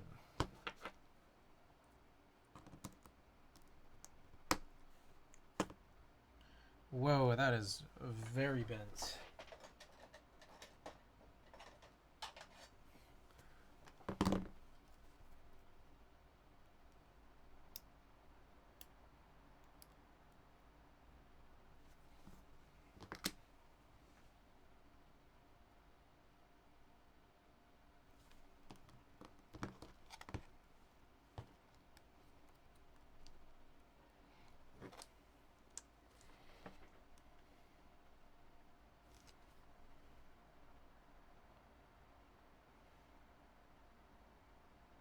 Oh, see another one.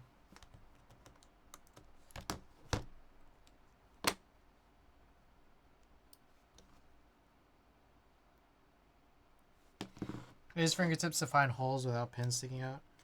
I sometimes do that, but I think sometimes looking can be faster if you look at it at the right angle. Fingers are good for like the double check, like after you've already done the eye test. That's what I think.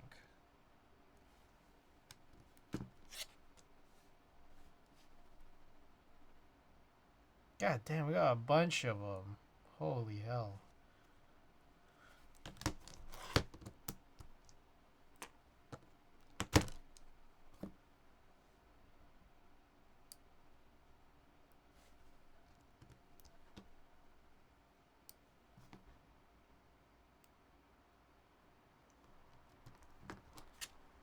Oh, what the?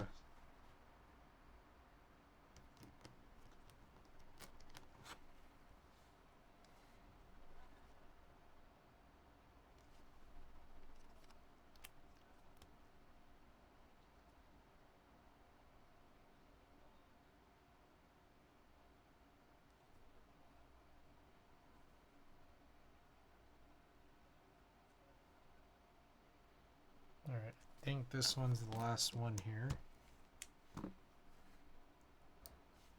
But there were just so damn many that, like, probably worth, again, that double check.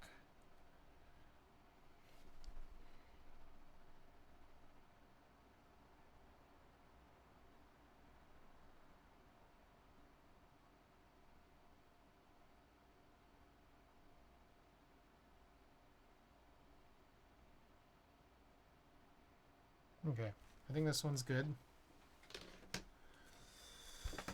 All right, here's the Vero.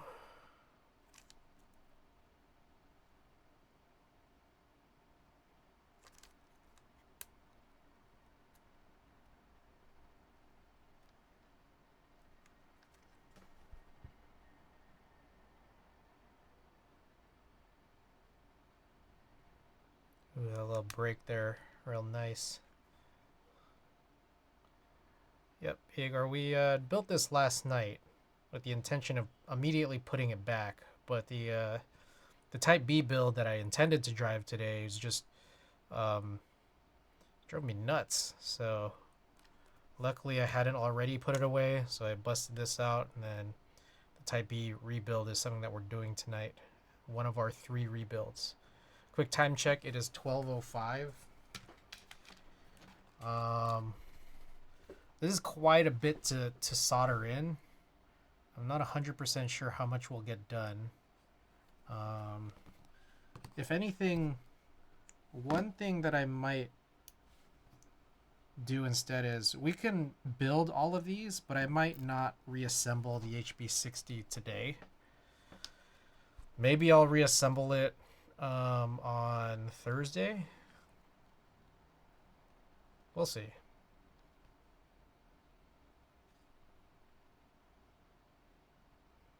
But as I do have the Type B and the Vero here by my side, I will reassemble those. Okay, so this one's important because there's this weird extra 1U here. Oh, that's crazy. They give you the opportunity to do 1U here and then 175U here. Just kind of weird. I find that weird. And then this is the new off-center position that we want to do, so. Okay. Let me just quickly check. I did shuffle my calendar a bit, but what is the plan?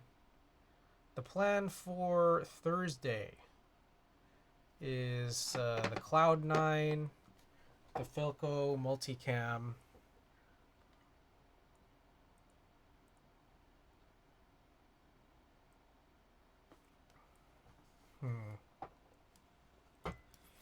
Let's see.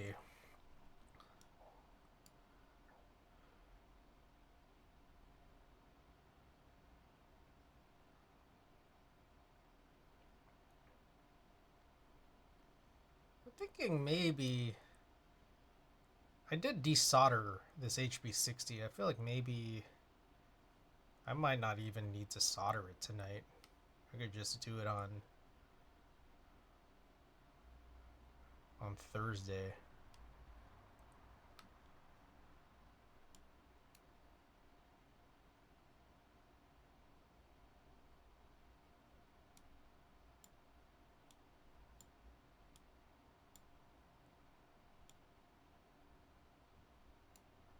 Hold on, I was just looking at my schedule now. Give me 1 second while I kind of think some of this through.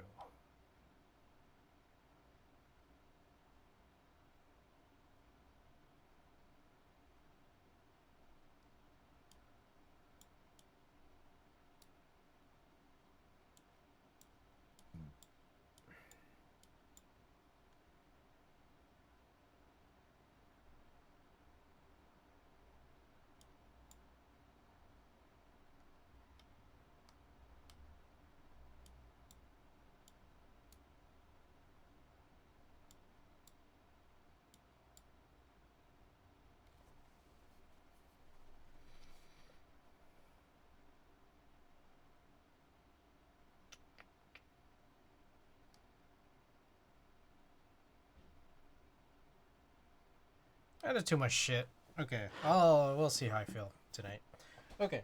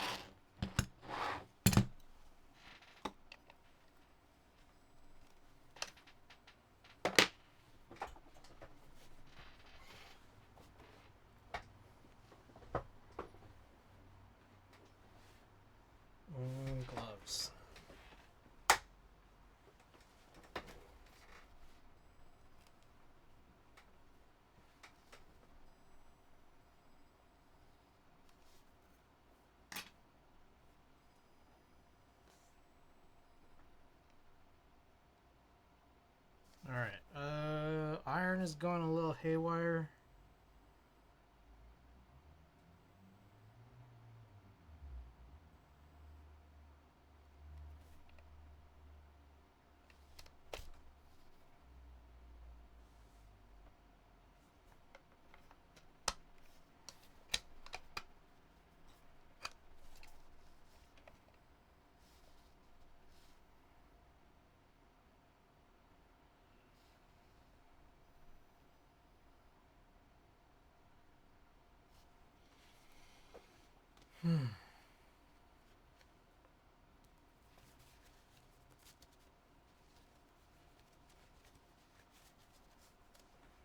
Alright, let's try this out.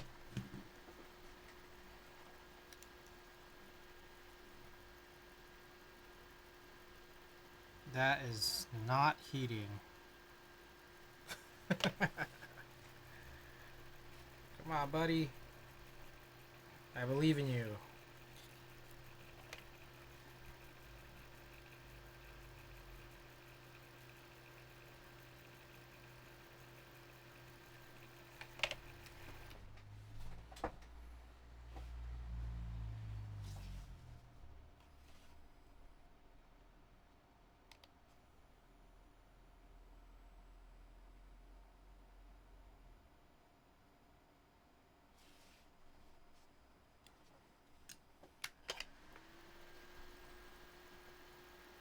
There we go.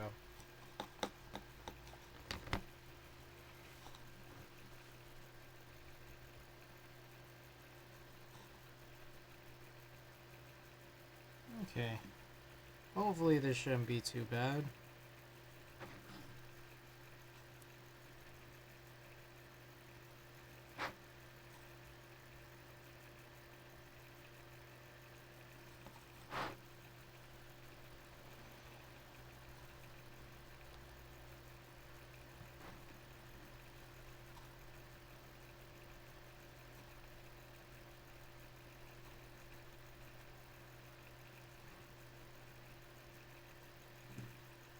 Clexus, welcome. Alright, time to recap all of the news and notes all over again.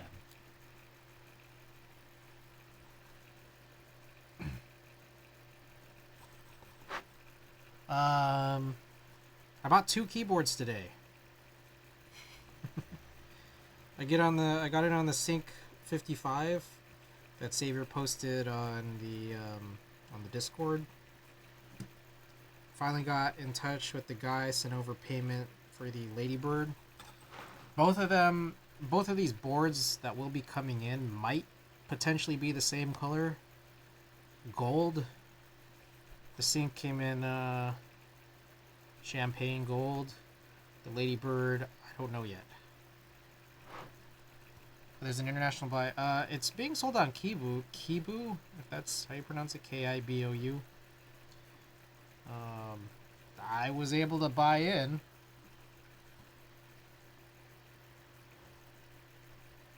I think that is international.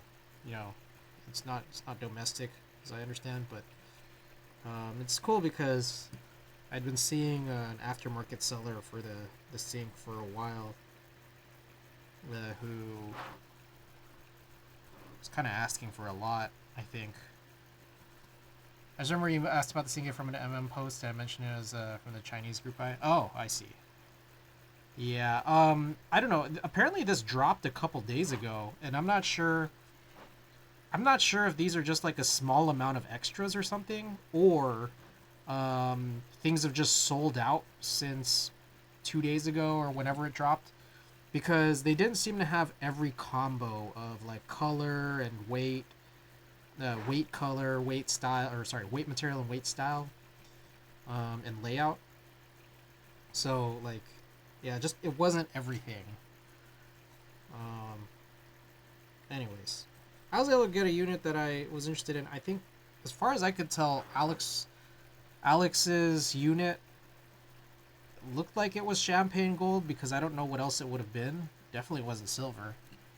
And it looked really nice on a stream. And then I like kind of looked and compared that to some of the other colors that they had on a photo that they had like the whole collection on. And yeah, I think the champagne gold probably going to be one of the more interesting ones. And so I'm interested to see. I'm just interested to see how it's going to compare to some of my other boards that are similar. You know, between the Snake that's coming up, you know, things like this hb60, my Vero V2, and so on.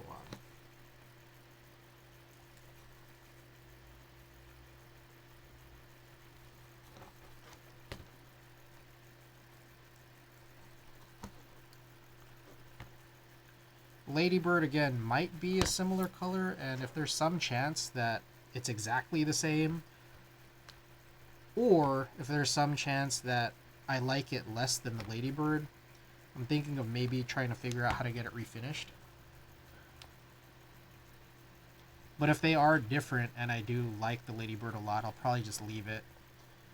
The refinishing option probably could be a good idea because there apparently is a pretty notable imperfection from the side. Fortunately not visible from the top, but from the side. There's a Seoul meetup exclusive champagne Kohaku too. Whoa. That's lit. Hey, what's the timeline on the beloved Kohaku?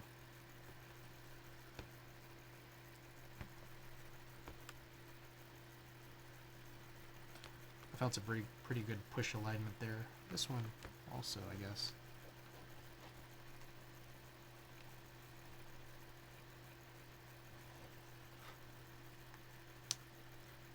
You haven't even said anything yet, I don't think? Okay. Alright. Just wondering if you knew.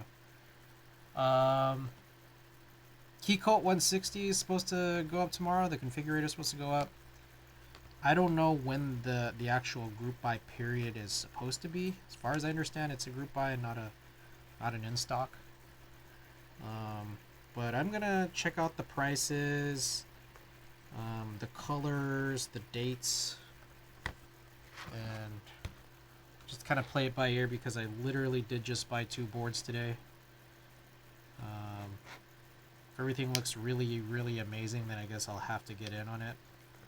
But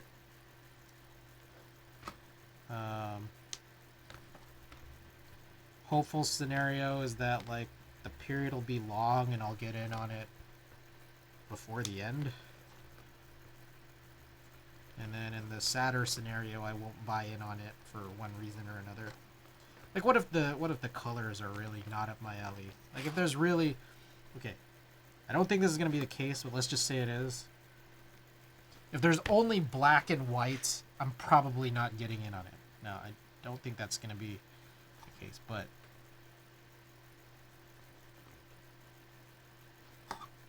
if they are, to me, uninspired colors, I'll have to rethink.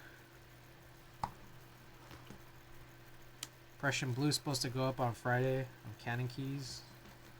Oh, Verdant Retro is supposed to end tonight, I think, or tomorrow or something like that. I already got in on that with my Canon Keys credit.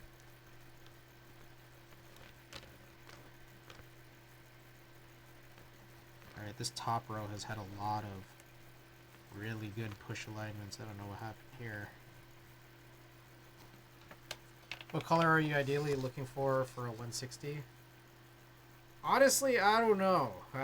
That's the funny thing, is that like I really don't know what I actually want out of a 160. All I know is that I've been interested in one for a while, but based off of the color options that were stated like a month ago in the Discord, it did seem pretty uninspiring. It was like black, white, silver, and navy. And gun to my head, if I had to choose one, it'd probably be silver. But I don't know. I'll look at it and I'll think about it. I'll continue thinking about it.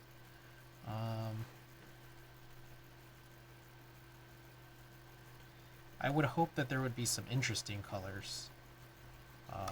I think as far as I remember, people were looking at the configurator preview stream and noting there were some interesting colors on there. Like, I think there was like a burgundy and a green or something. Do you have any interest in Logan's Lee Seraphim board? It's a 65 though. Ooh. Maybe. I'd have to see the board. I'd have to see the board to think about it. Do you have a link, or is it on Discord only, or?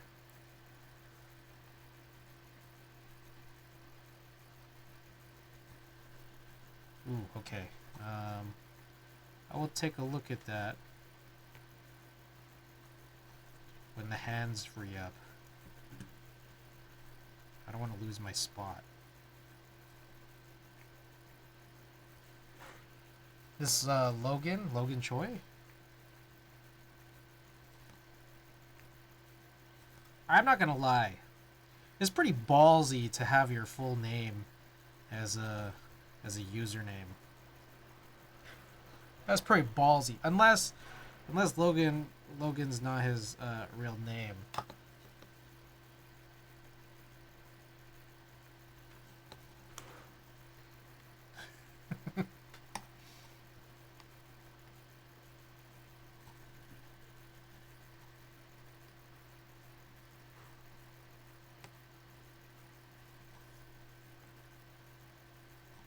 Yeah, that Logan? I see. Who else are some ballsy people? Matthew and Cena. Oh. I have the same name, like why some name like Bob or something, and Logan Choi is just a moniker, right? Who else? I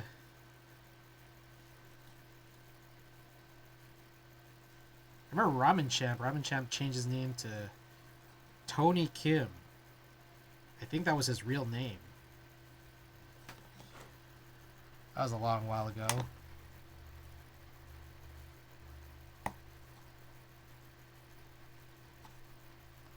Tim Keyless.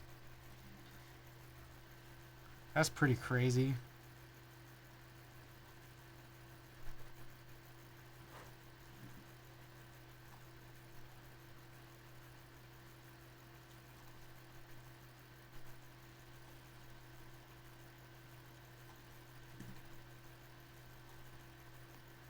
Damn, remember when Tim had a Discord and a Twitch channel?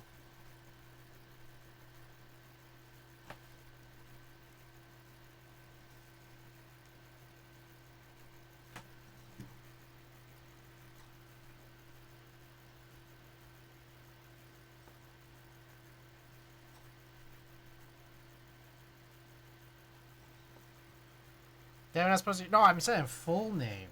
Full name is ballsy. Ooh, Kimmy. Kimmy is ballsy.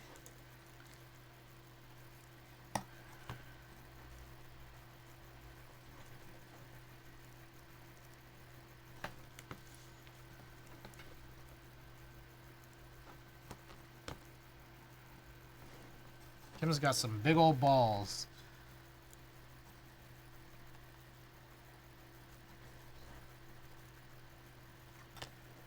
Gotta change your mint then. Randy Ocean.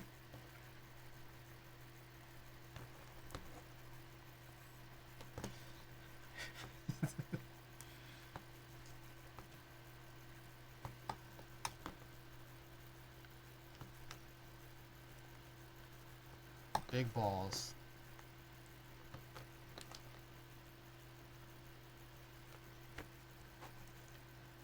Okay, go back to random number XXX combo Xbox Live names. Oh, yeah.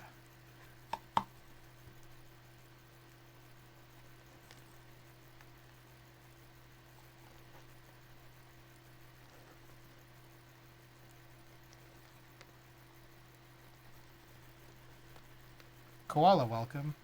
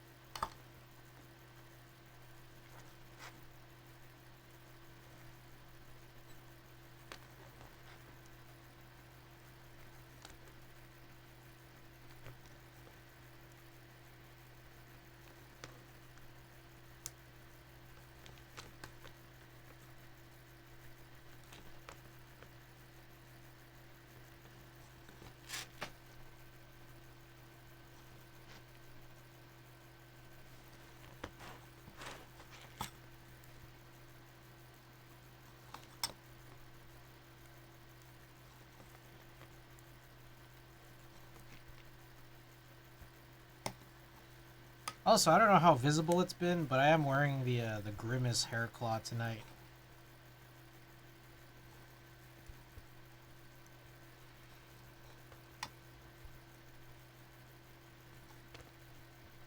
I tried starting on some spring swaps today for some of these switch sets that I've been desoldering, and I realized some of this was like kind of complicated. Some of them are not even really spring swaps.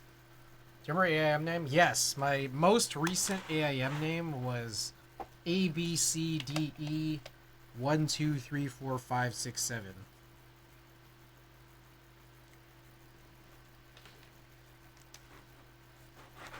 Funny story about that. I've told this on stream before, but I don't know how many people were present or remember.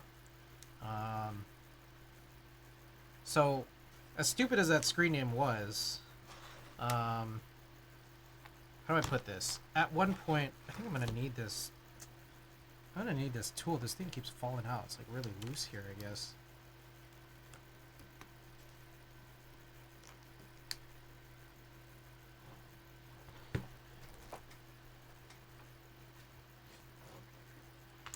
Wise donkey tool.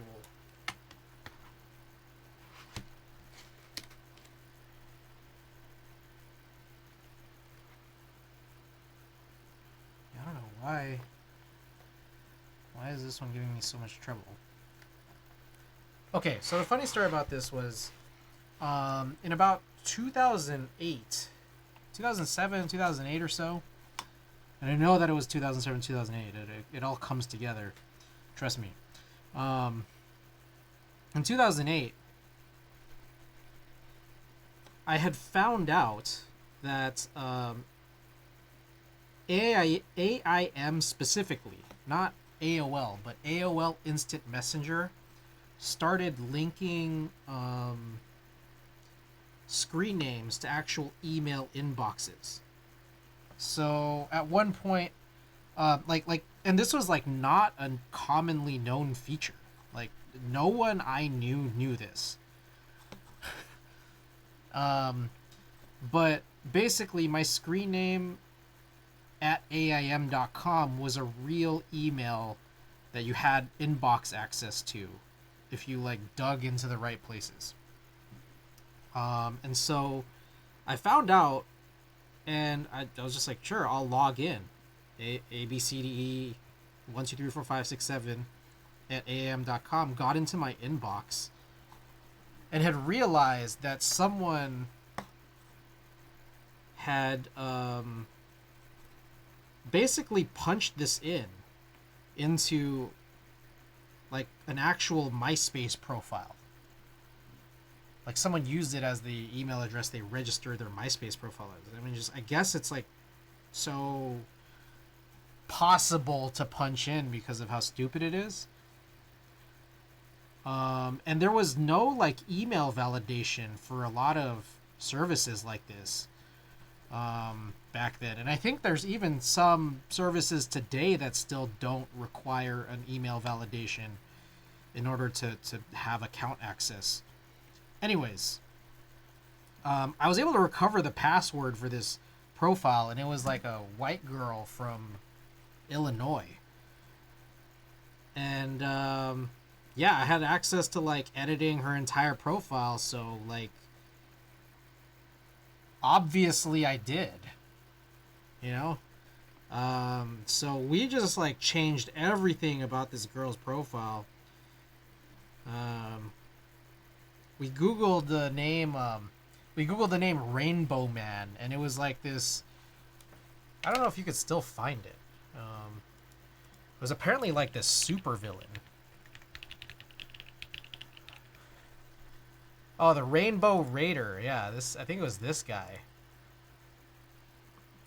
So we looked up Rainbow Man, and then this picture came up, and then we changed her profile picture to this. And then like we changed all of the colors, and then you know how MySpace had like music, right? Like we changed her entire like, you know, music library, the autoplay music, to Soulja Boy. And that's how I know it was in 2008, because that's when Soulja Boy had popped off. We changed everything about it to Soulja Boy. and we just kind of watched the whole situation unfold after we finished, you know, fucking around with it. I remember there was like a bunch of her friends. They're just like, what's going on? What's going on? Yeah, I was legally obligated. Yeah. Whoever had QWERTY as their username must have had a sick inbox. The wild days of the internet. That's wild. You were legally obligated to message. Yeah. So I was legally obligated, and so I remember one of the comments we just laughed so hard at because it was like a black teenager who wrote something like, "Girl, you don't even know how to crank it."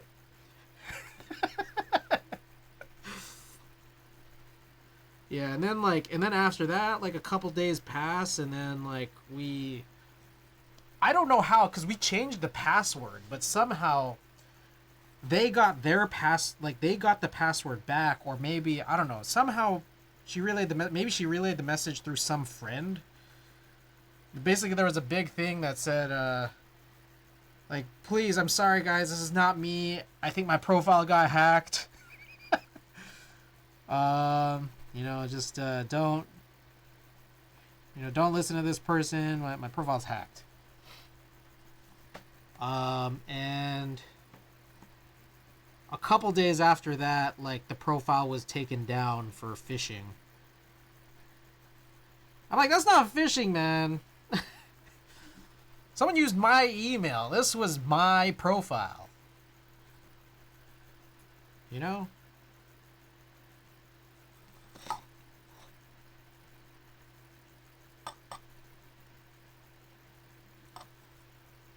Okay, now that I'm recalling it, I think it was this. It was that we didn't change the profile picture to this Rainbow Raider. We changed the background to the Rainbow Raider, but I think we changed the profile picture to a diagram of of like a human eyeball.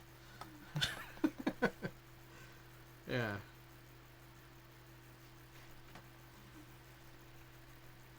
Anyways, I also brought up that I think services still do this today because I'm getting emails for someone who used like a backup email that I own for their TikTok account. And so like I get this person's notification, like, you have 32 notifications, like, from TikTok. And I get this all the time. Why would they use your email, typo, or fake person? Well, just because, like, sometimes I register, like, I have to this point registered email addresses and account names where it's like some kind of easy nonsense.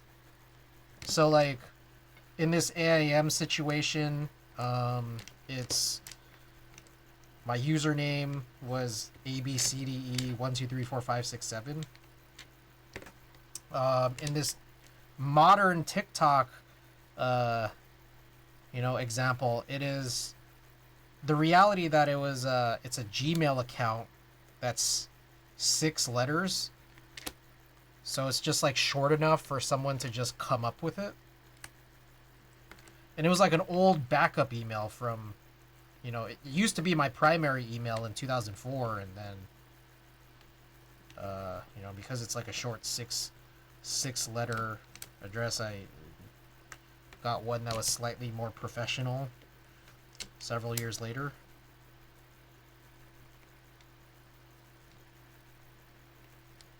That's what I use. So you think someone's putting gibberish in, thinking it's not a real email? Just for, yeah. In both the case from, what is that, 17 years ago, and the case now, yes, that's what I think it is.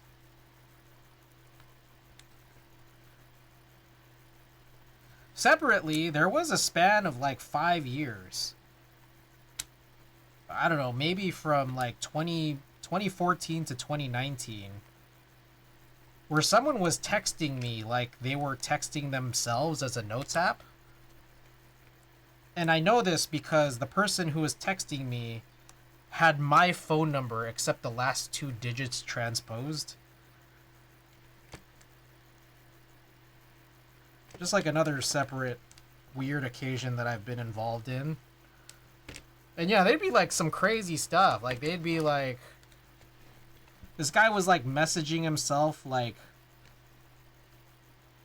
or messaging himself, like numbers to like taxi services, titles and like author names of books. He has also sent videos of himself, or I think it's of himself, just saying like, "Congratulations on graduating," and it's like an older South Asian guy.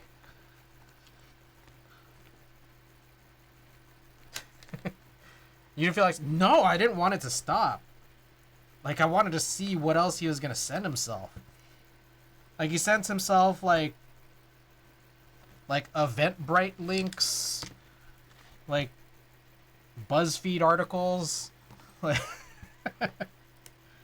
it was crazy. It's like, I really love that era of my life when I was getting this guy's notes to himself.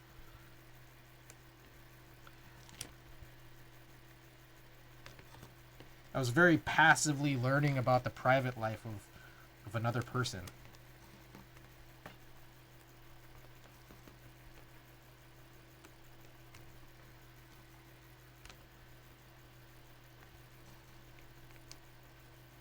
I think at one point he sent like a poem.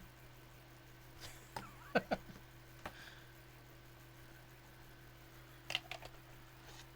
was like an Indian poem.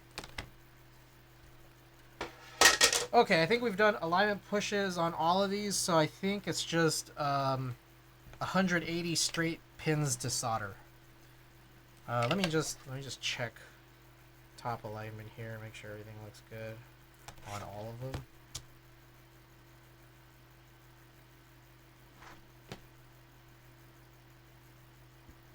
Yep.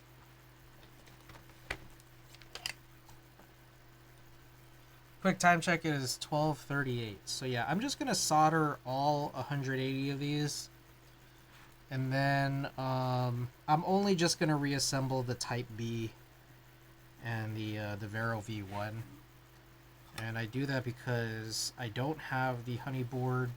I actually have the honey board next to me. This is just like the second assembly that has been left astray, and also because even if I did have it next to me, it's just, it takes more time to, you know, unscrew and everything, so.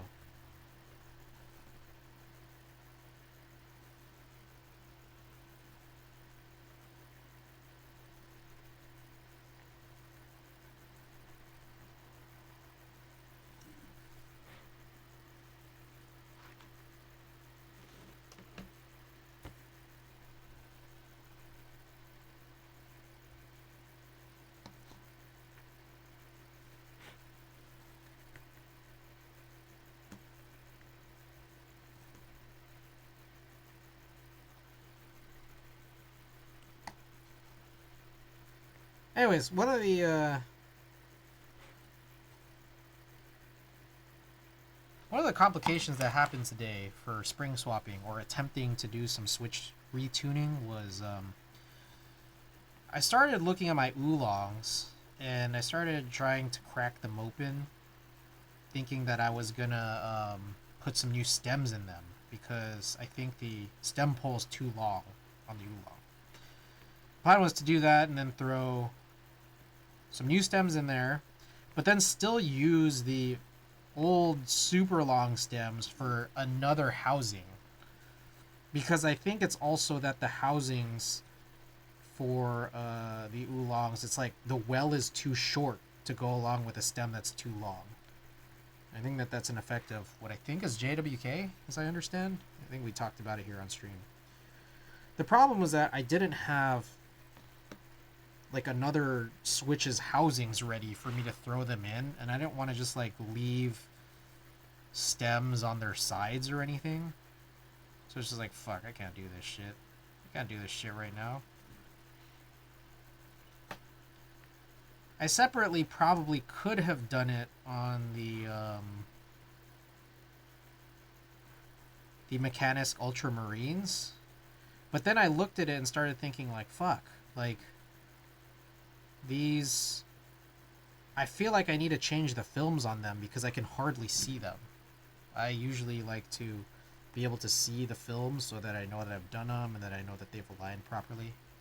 Utoy, what kind of gloves are those? I bought some gloves, but I don't have a lot of dexterity with them. I may have bought different kind of gloves. These are like some cheap 10-pack Amazon gloves that I think are just like, they're kind of like a cloth with some nitrile, like on the palm side. I bought these like 2018, so that was like 7 years ago. So this is from a brand called X Shields, just like some generics, some generic Chinese brand that put some printing on this style glove. I'm sure if you just look up on Amazon like 10-pack nitrile gloves, you'll find something that looks like these. But I know what you mean about like dexterity for sure. I bought some other gloves that I liked. I thought I would like better because there was no stupid ass branding on them, but they had less dexterity. So I don't use them. And I think it was just because like the front like material was not nitrile, it was something else, and it was like thicker, too thick of a grade of the protective material. If anything, I would personally prefer that there's not any of this like nitrile material at all. I just don't know where to find gloves that kind of hug as nicely and do give you this dexterity.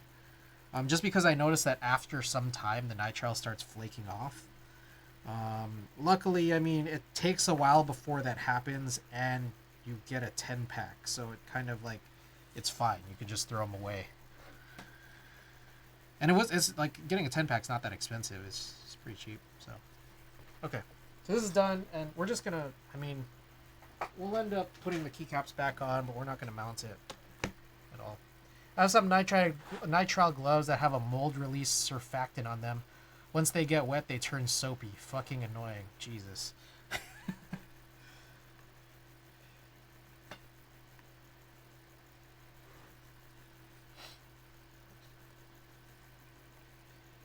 That's super annoying. Yeah. Again, I don't know that there is really a perfect glove. I would say these are decent. These are pretty good. I wish they didn't flake, and I also wish they didn't have the stupid branding.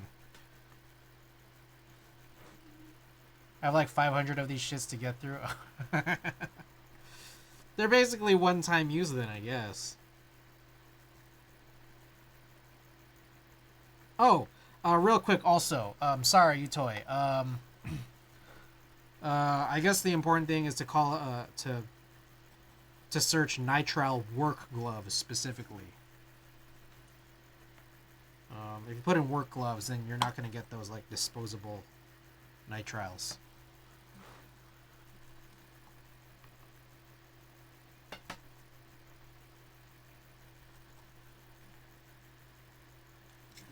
Also, yeah, I'm sure that there are better ones out there that I just haven't found and don't know the keywords for exactly because I guess I'm not that handy, but like I'm still working on the 10-pack from 7 years ago. So it's like I haven't really needed to buy new gloves. So this is the best tip that I can give, but maybe there could be better ones out there. Like they've been good enough for as many weaknesses as they might have. Gloves are cheap, just need to find the right ones. I think I bought ones for heavy tool usage. Yeah. Like I bought this 10-pack 7 years ago when I went on one of those like what was essentially a voluntourism trip. So I was just doing like some work in the field. And these were too thin for those. But luckily I did have some thicker ones for, you know, cleaning up debris.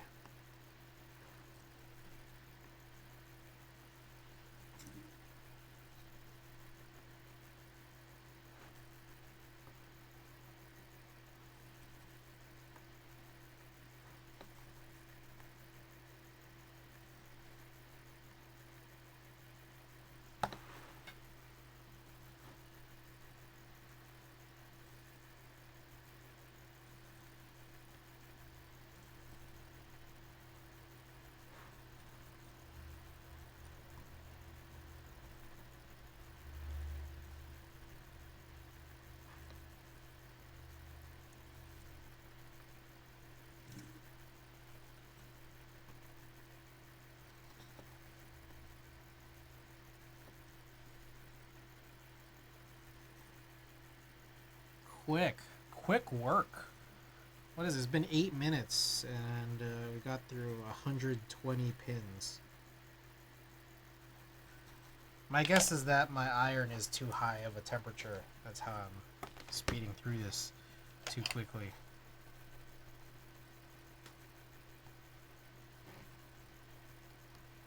Too quickly.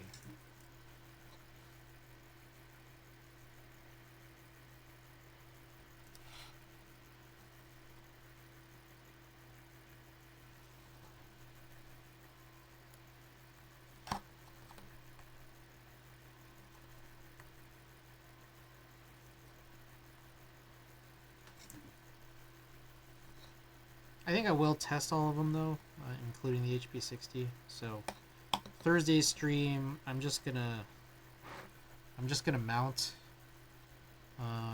the build, and then also perform the second build, which is gonna be the Cloud9.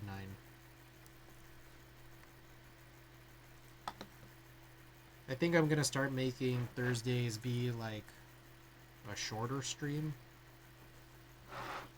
You guys may have not already noticed that, but I think that that's gonna be the general plot.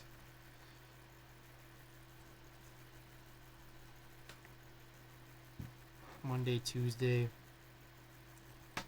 I'll see though. I'm debating moving to Monday, Wednesday, Thursday.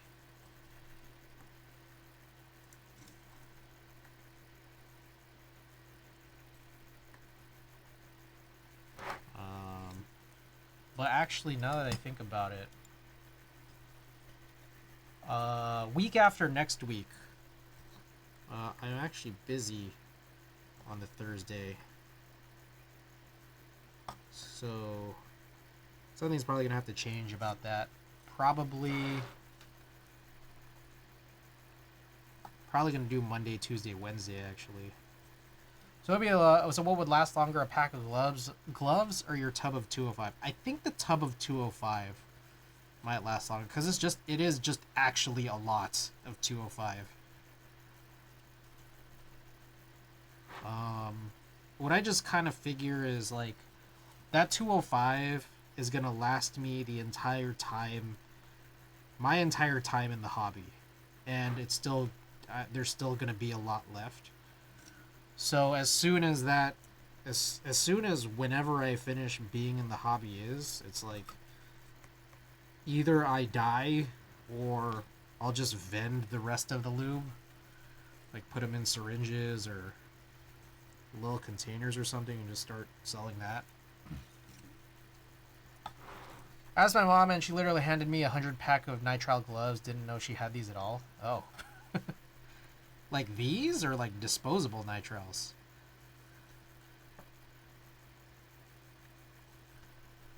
Lube every creaky thing in your house? Well, I tried using the 205 on my bidet nozzle. It was too thin. So I'd have to find something else that this would be good for, I guess. Or other things around my house. I mean, I guess I could though. Like any hinge, really.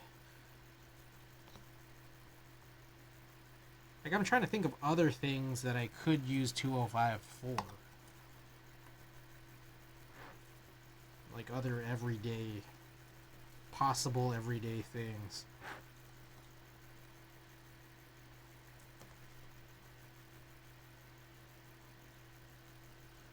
Okay, I think that's everything. I guess we can run some tests.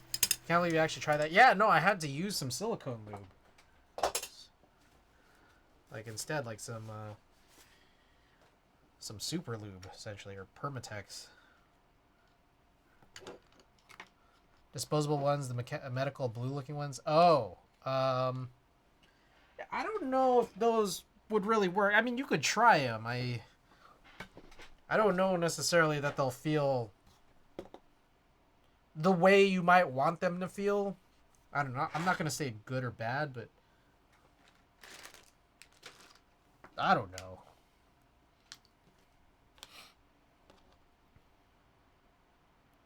Alright, so real quick, let's try this Type B. Be the first thing we can try out.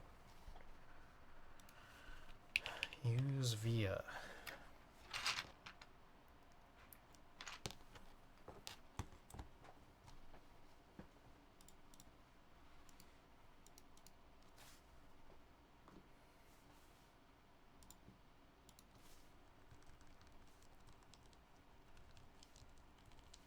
Oh, I think I have my sounds off. Whatever, it's fine. You guys see it, I see it, we're all good here.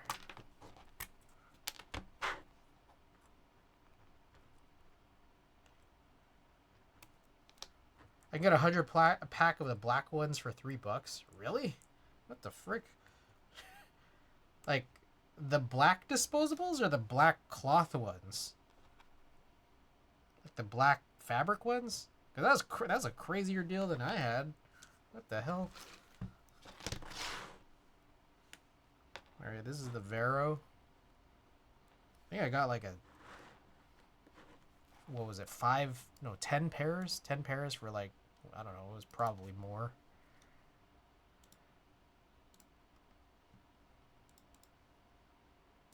Oh, I didn't plug this in.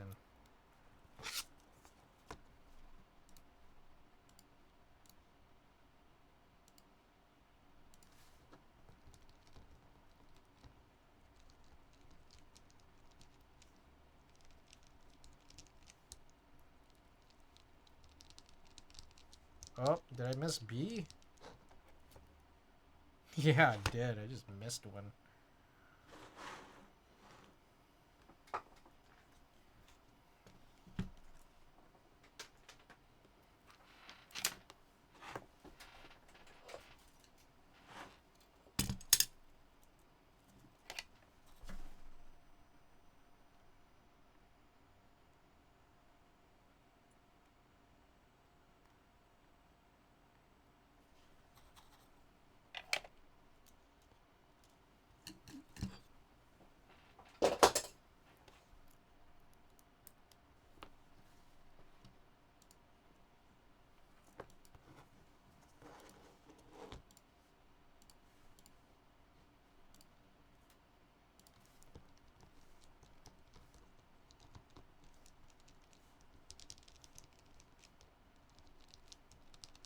Alright, B's good. Alright, this one's all good. Okay, finally this one is a corner connector.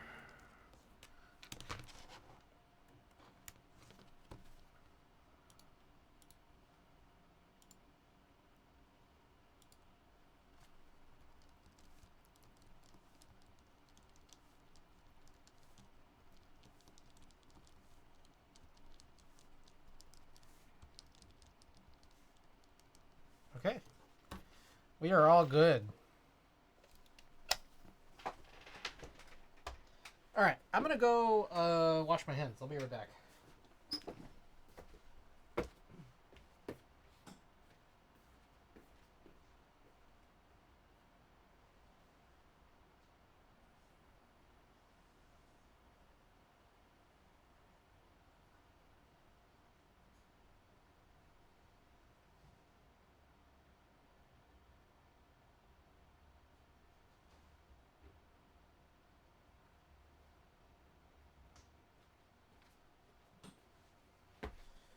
Alrighty.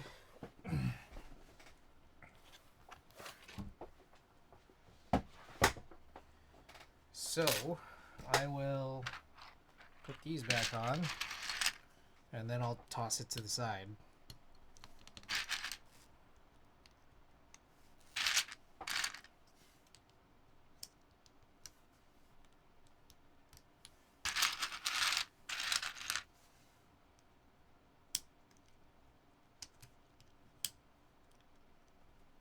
God damn it.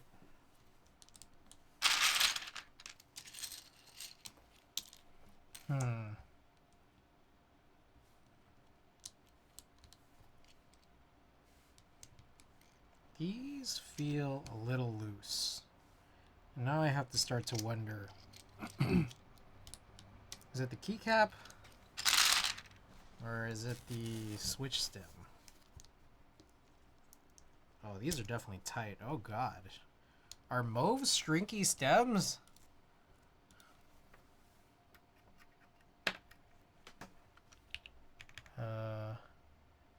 Canon keys.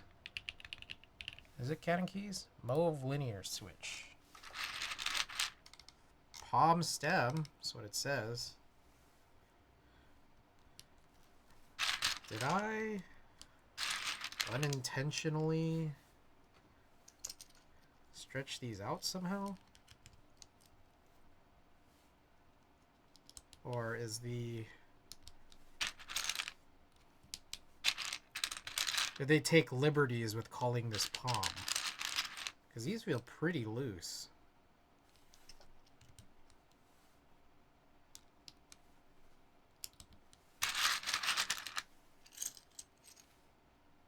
I wonder if we'll need to change these eventually.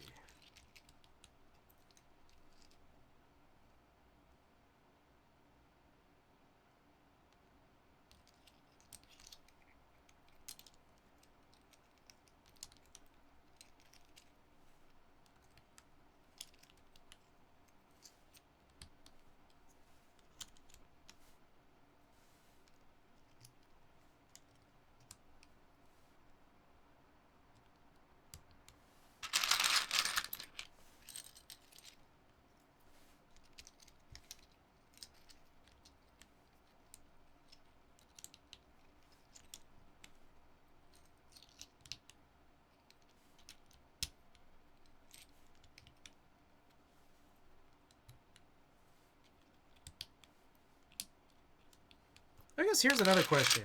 You know those shrinky stems? Do they just shrink forever, or do they, like, stabilize at some point? Do they just, like, shrink into nothingness? Because I'm kind of curious. Like, if they shrink, what if I got some really tight caps?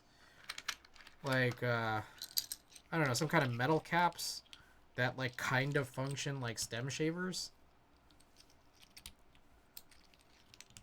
Like, do those work on things like Umwipe? Or just whatever other polyethylene based material stem?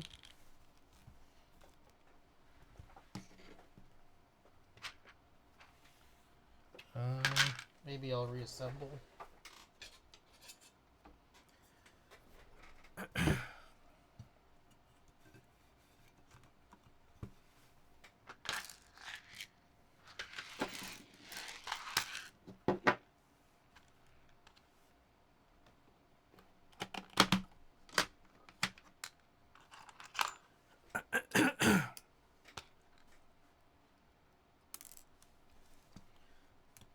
They can't possibly shrink forever. Probably worth a try.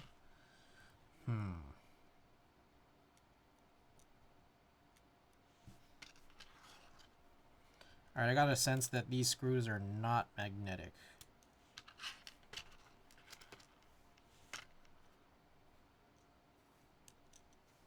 So I'm going to try putting these screws into this first.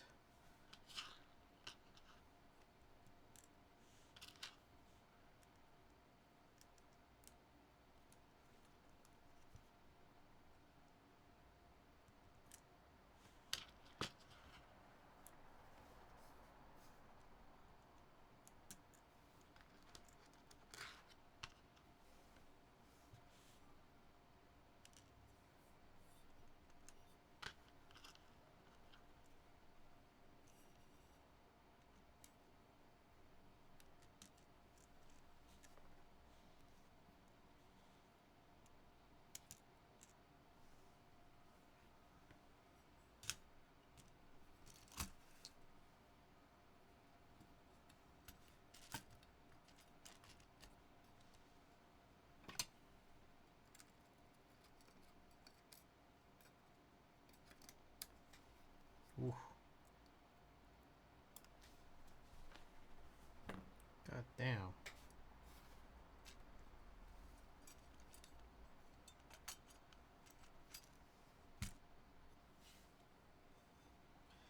Alright,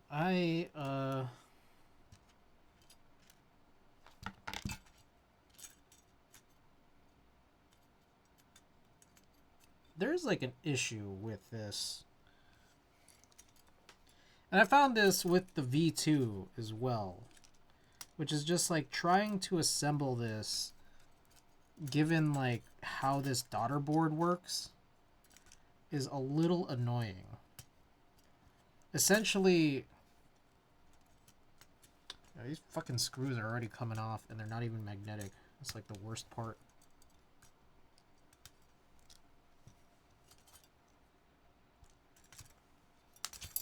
Jesus, every fucking screw is coming out. Holy hell.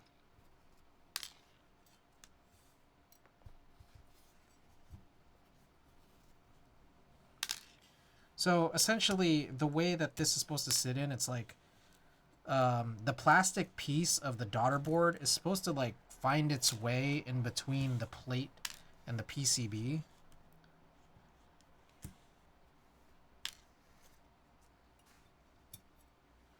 So every single screw came out. Crazy annoying.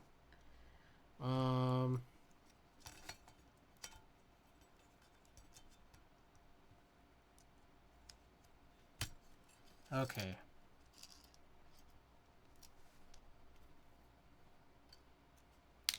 I'll make sure I got all of them. 3, 6, 9, 12. Okay.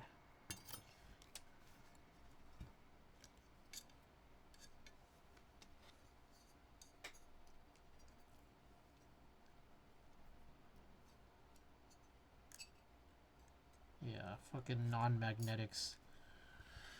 Oh boy. Assembling this. Holy shit.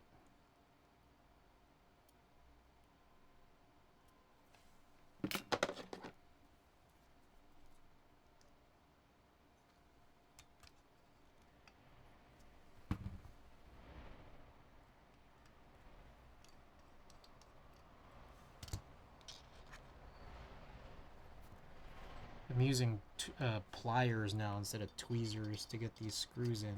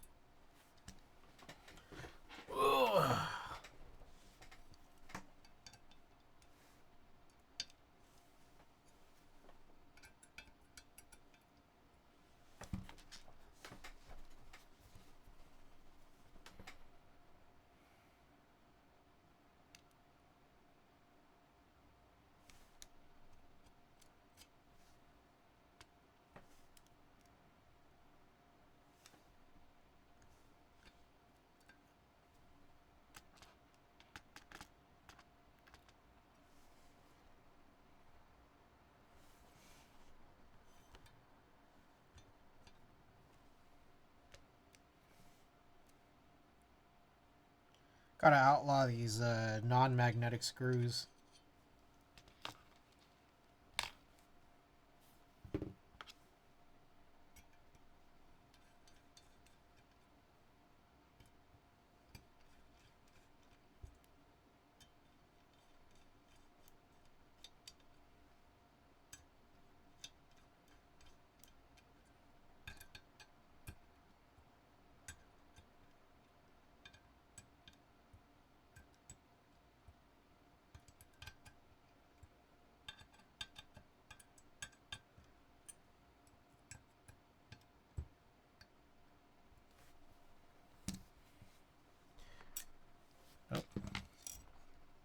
Why do boards use not use non-magnetic screws? Why do they use them, or why do they not use them? I think the question is, why would they use them? It's horrible. I mean, I imagine the only sensible use for non-magnetic screws is if you're trying to screw magnets into something. Like, otherwise, illegal.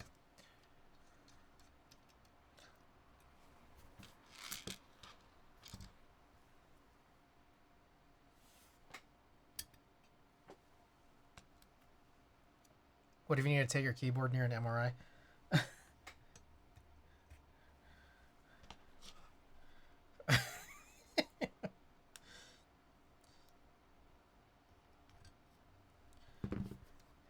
double negative. Why do boards not use magnetic screws?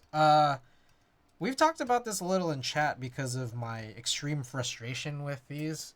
Typically, I have bitched about it a lot in the past. I think the general sense is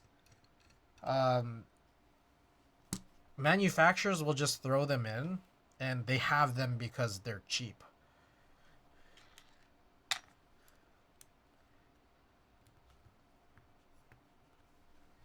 That's my understanding to this point.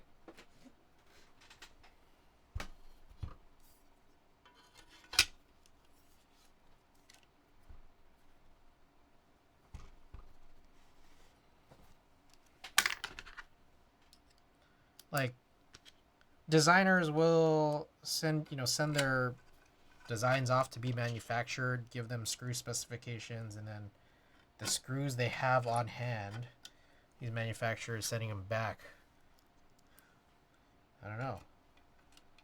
I guess that's the thing is, like, if you were just a guy and you had to go and buy screws, I mean, I guess I've done this before. You just go on Amazon, you buy the screws, and you realize that you probably didn't look for magnetic as a descriptor in that, you know?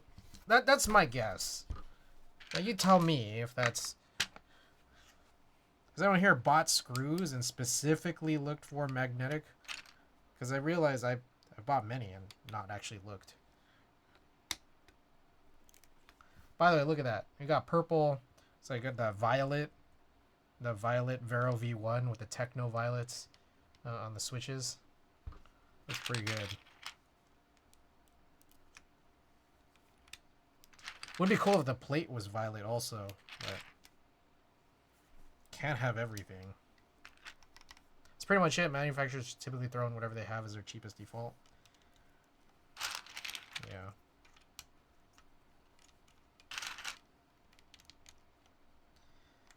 Quick other thing. Look at this. This is, You think Striker would look good on this? You think this is a board where Striker would actually finally look good on, like, a dark violet? I don't know.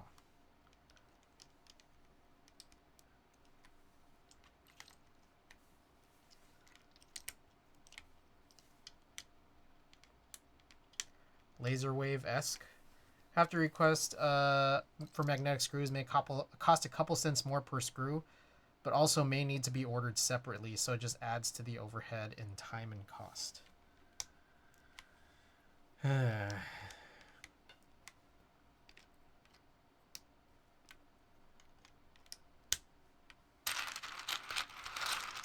does Alter look on it? Ooh, that's a pretty good question.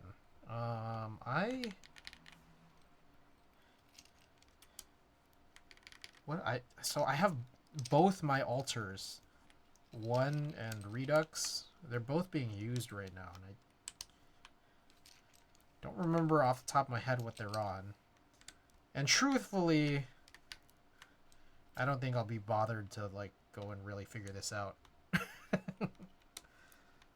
But if I picture Alter in my head on this board, it probably looks good.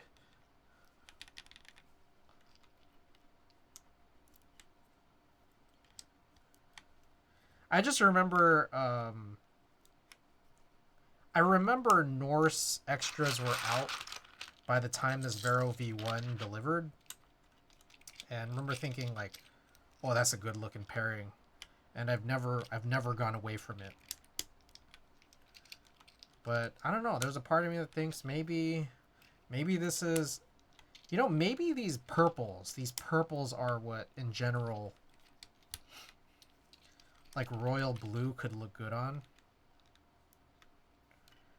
I think I just keep coming back to that what do we call it? Overseen? I don't know if people want to call it overrated. Tfue build with the Striker and the iridescent purple case. It's just, like, truthfully, I think that's a good look. And I'm trying to think, like, royal blue keycaps, I guess. look good on some type of purple. There's that new GMK set that looks nice, GMK Fabric. Oh, I gotta take a look at that. Oh, I never looked at that Lee Seraphim board. Oh, other thing for screws is cause stainless.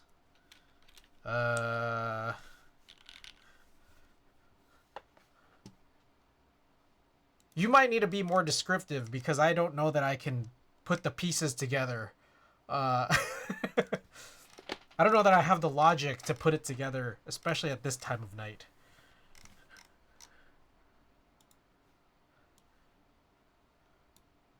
Alright. That TV build, not gonna lie, was pretty nice. Still is, in my opinion. Not the biggest fan of key calls, but that was... It was a nice looking board. Like, it's just funny how, like, it's kind of the thing that... I don't know. Like, it's like, it kind of got played out. Like, or like, it just got too mainstream, and then people got real tired. Real tired of the look, real tired of the prices. Stainless, so it won't rust in typical usage, and normal stainless isn't magnetic. Oh. Okay. That's... Okay. That is mildly fair. I don't like it, though. But mildly fair. Alright. Fabric. Oh. Is it just me, or does this look like Prussian blue? This kind of looks like Prussian blue to me. But it looks like it's text-only mods.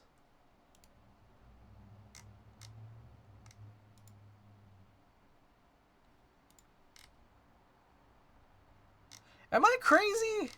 Is this not just Prussian blue? Like, did they... Was IC and then even the group buy, like, color matching just done in advance? I was like, oh, let's do Prussian blue now. Am I crazy?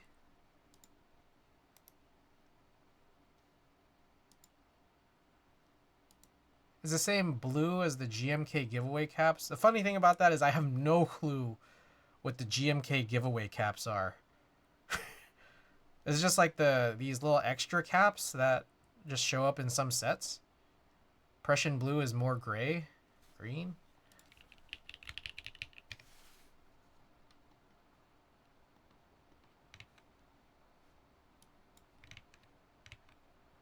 Okay, I see what you mean.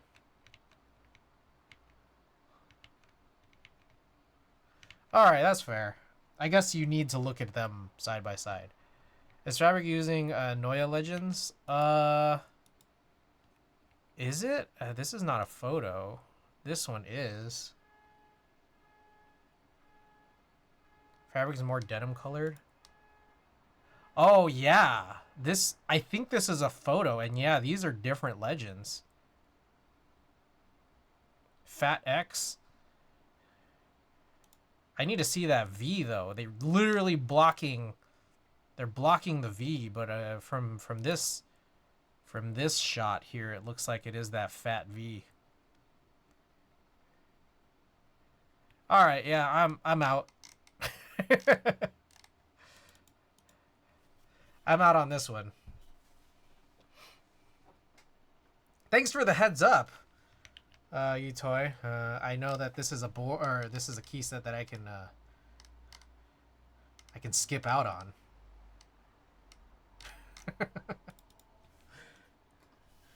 All right. Anyways, there's the Vero. What's next here? We got this guy right here. Oh, I guess maybe I'll leave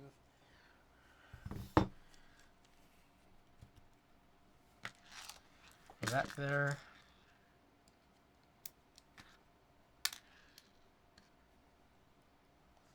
All right, this one I'm thinking I can probably take this approach, put the screws in advance. Did you already comment on Fearless? Oh, no, I alt-tabbed into it a couple of times here, but let's look at it now.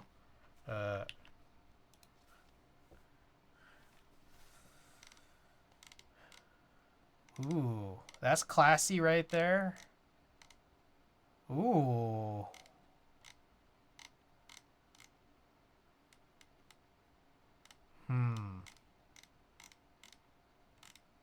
Maybe.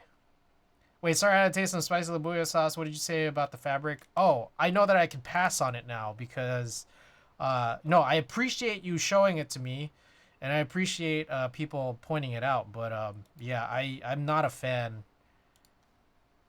I'm not a fan of the altered type. I don't like the engraving in the back, made with love. Too cute.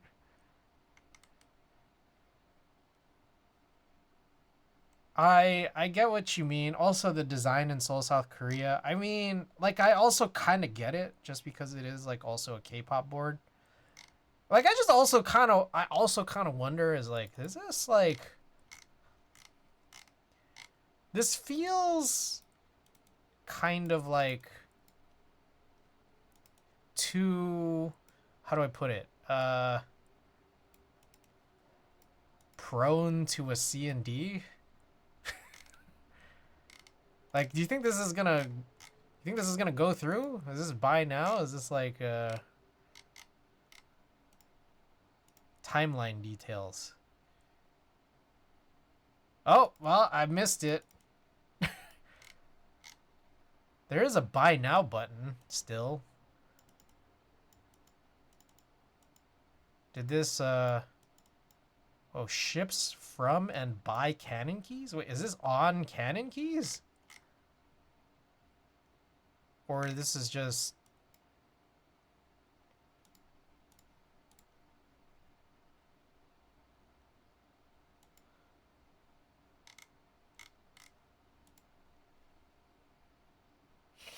I'm a little confused by this.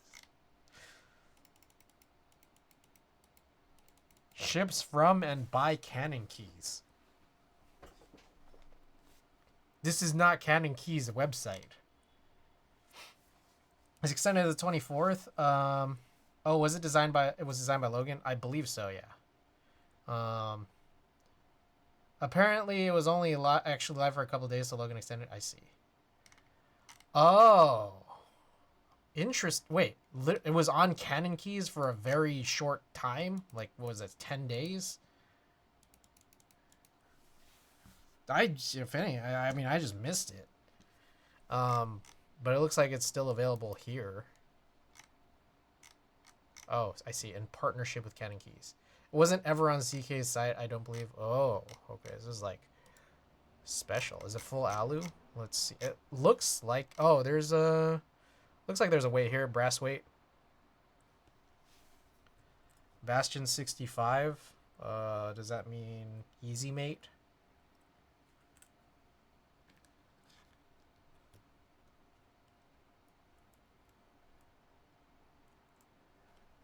You probably talked out with them for fulfillment. That makes sense. That makes sense.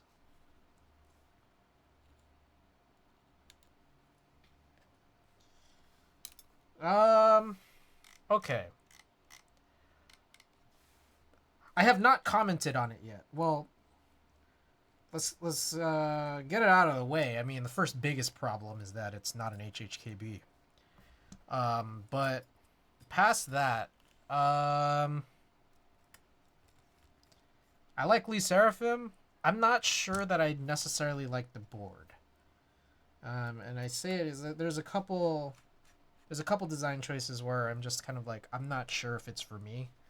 One of them is, yeah, the made with love. I do like this. I do kind of also feel like it should have a bigger forehead. Can we actually get past the fact that it's not an HHKB? I get this. Like, I get the design here, but I'm not 100% sure I like it on this board.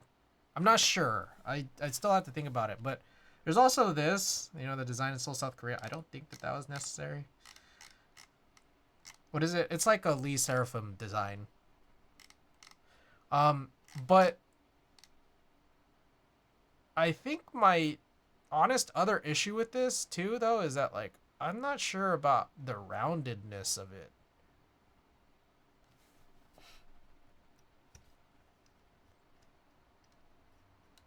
Just banner. Yeah, it's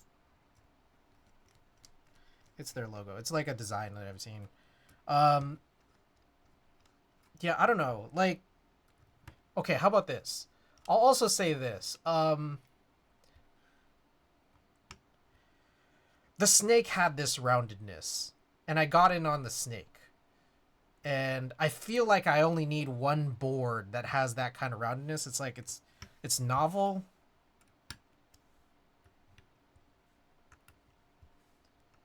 I don't know that I want more than one board like this, and also it's not an HHKB, and there's a few things about the engravings that I'm not sure I like, and the design I'm not sure I like, but I don't know. I don't know if I get in on this. I'll think about it, though. I'll think about it. I think I would prefer that to be a through weight with the design.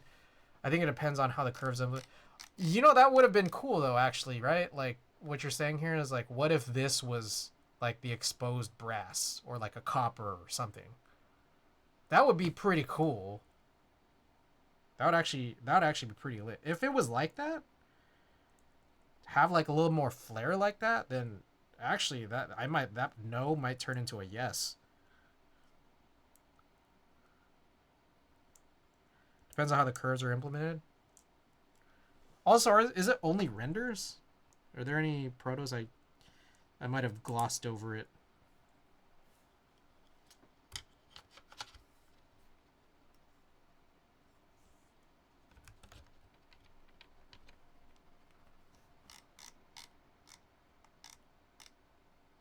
Logan builds his proto a couple times on streams. Oh, totally missed it. Oh, here.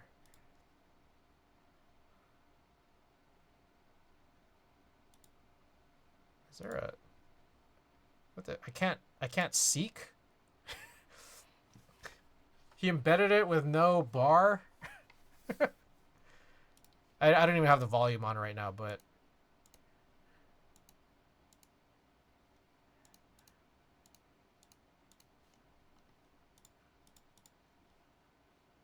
Does he pick it up or anything? No, it's just on the side. Okay, I guess...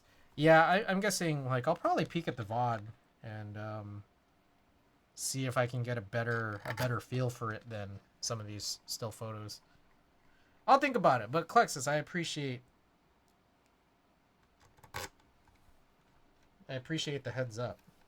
Also, just in general, I appreciate the heads up when anyone tells me anything about keyboards, like keyboard news in chat here, because you guys are my source of news.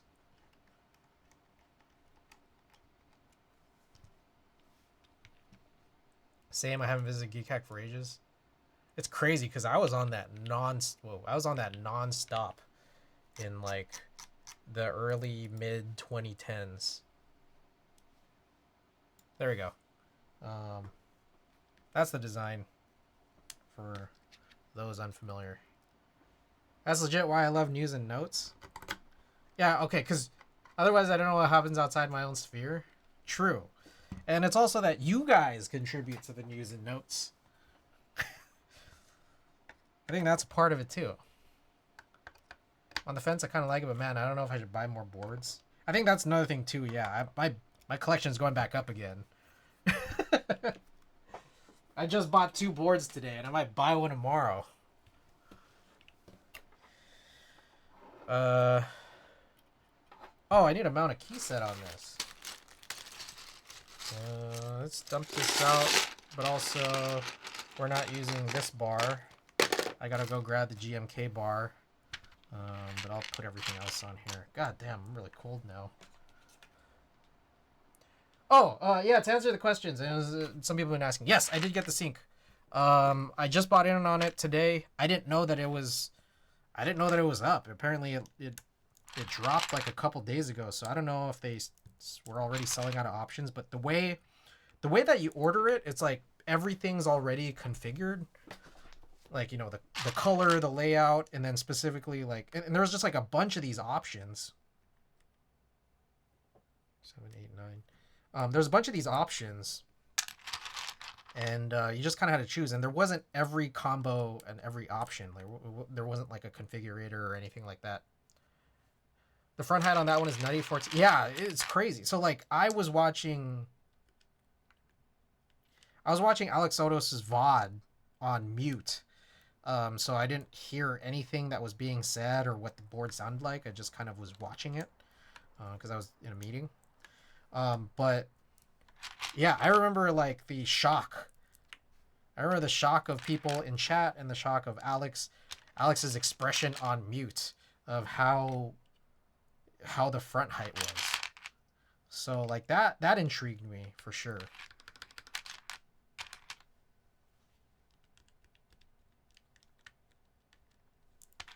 Also, real quick, that's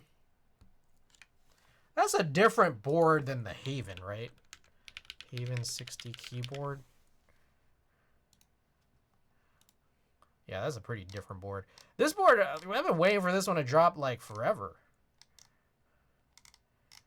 Yeah, this I don't think this happened.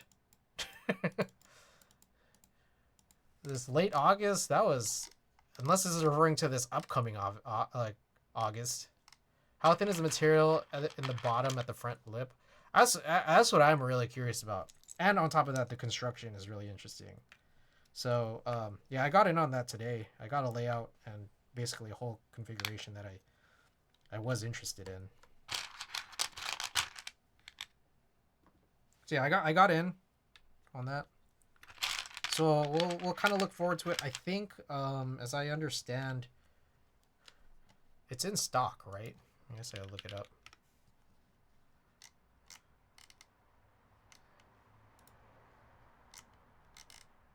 Okay, like there's multiple add-on pages and neither of them link back to the original.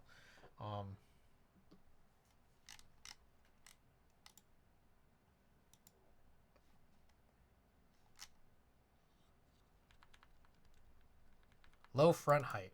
They say 14.5 with front lip 12.5. Let me guess. How did you know? How did you know that I did that? What gave it away? Oh, there it is. 1.2. We got another 1.2 here. I mean, I guess they have to get it that short.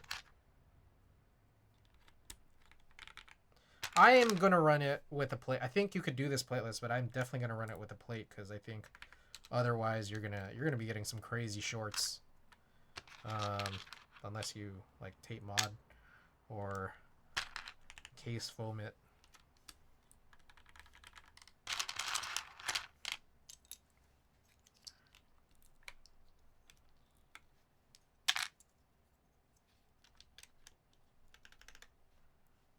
What's black core? Is it made of dragon scale?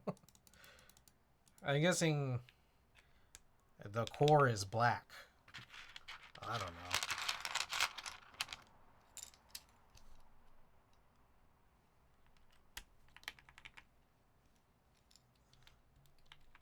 You didn't get it on the Neo 60 ECU? Nah. So I've mentioned this. Or I may have mentioned. I think I've mentioned this to Tina. I don't know how many people I've mentioned to here. But yeah, I'm not getting on the Neo 60 CU yet because I feel like it's so cheap that it's gonna be plentiful in the aftermarket for even cheaper than retail. Probably see M3. Oh, I see. That actually makes sense.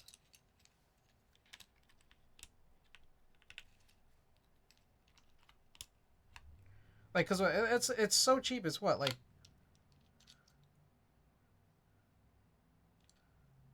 yo, what?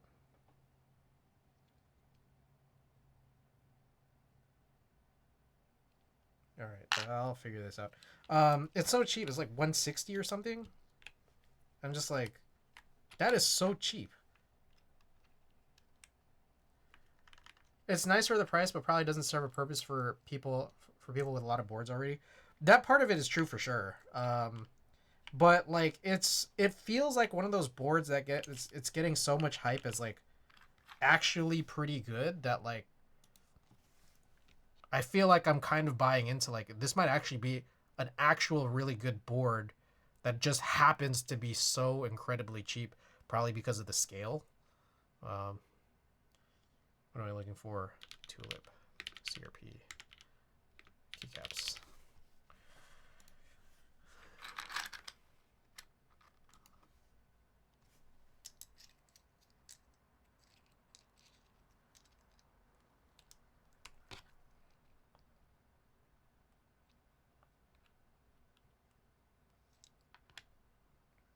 I feel like these caps I have are not quite right. Did you ever get the Neo 75s? Oh, I am to believe that Tina's is on the way. And also on top of that, like both Tina's and my brother's, they both came from Divinity, but they were ordered at different times, and I think your order date corresponds with like a batch date, and I think my brother's batch is after Tina's, so that'll be a little bit later.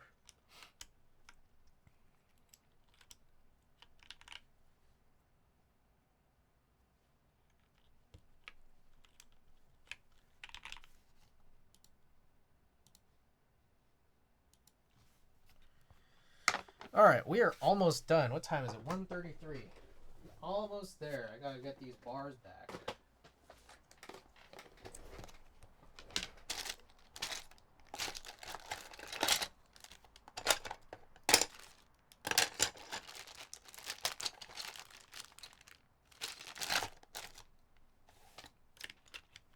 All right, slight color mismatch, but oh my goodness, is that better? Everything about this build is way better than last night's. It's actually, this seems like a board I would use. I wish that I just built this like this yesterday. But there was just so many things wrong with it. I don't think that those switches for how heavy they were was just like a good match for what I was expecting out of this build. I think the center stemming and me only having CRP PBT on it was bad. And then obviously the 1.2 PCB with the unshimmed 1.6 stabilizers also bad. There was just so many things wrong about last night's build, so I'm glad that I fixed this. But the problem is I can only drive one board at a time, so I'm not sure what it's going to be between this and the Vero for the next couple days. CRP spacebar is truly awful. You know what? Okay. You know what? I feel like there's a chance that it's possibly because of the second stem. Well, this is a 6U. But also maybe not, because the other bars are also not great. Anyways, I kind of wished I got in on more GMK like bar sets for 6U specifically. All right. Here we go. We'll just do a couple type tests here. Have you ever considered using 2 HHKBs at the same time, one for each hand? That's not bad. I mean, I could try it. I could try it tomorrow. The problem is I'd have to... You know what? That actually could work because this also has the hub. So I could just plug in the Vero into this. I think I've heard of people doing that, like with Pro 2s. Like HHKB Pro 2s, you plug in one into another, and then you just kind of use one for each hand. GMK website has bars for some standard clip. Oh, they do? Oh, shit. Hold up, let's look this up. Keycaps. Keycap shape. Space bars. Ooh, hold up.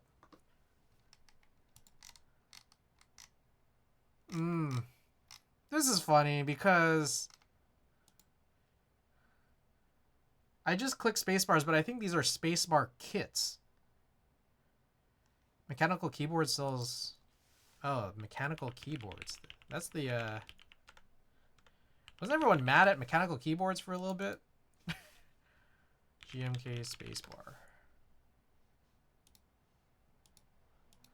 Ooh. Oh, they don't have 6U though. Man, come on, man.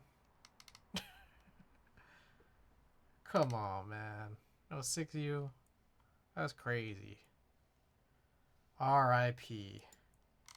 Yeah, that's a big thing. Well, it's funny because, okay, so when I search, or when I go to the keycap section, there's this thing that says spacebars, but they're literally the spacebar kits of existing key sets. So there isn't really, like, just like a 6U, as far as I could see.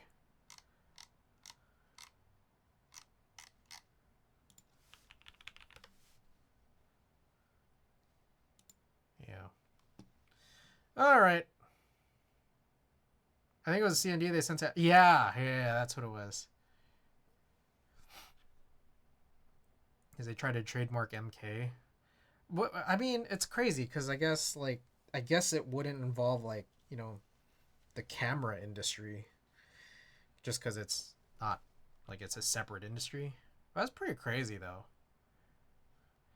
Because I feel like all the people using MK, I don't know, I guess some people using MK might be using it as an acronym for mechanical keyboards, but then some people are using it to, like, copy, you know, like the Mark II that shows up in some camera gear. All right, anyways, let's do some monkey type, yeah? Alrighty. Okay, so let's talk about this build now. This is the Type B. Jedi Buzz, welcome back. I'm assuming he was a lawyer. Yeah, that's what I think it is. I feel like that's the same thing that happens with Cinestill Film and the same thing that happened with the Momofuku Chili Crunch. But it's just like at some point you just kind of start feeling like, well, they're kind of still assholes.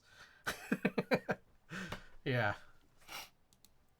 Anyways, okay. Type B, we got alu plate updated build.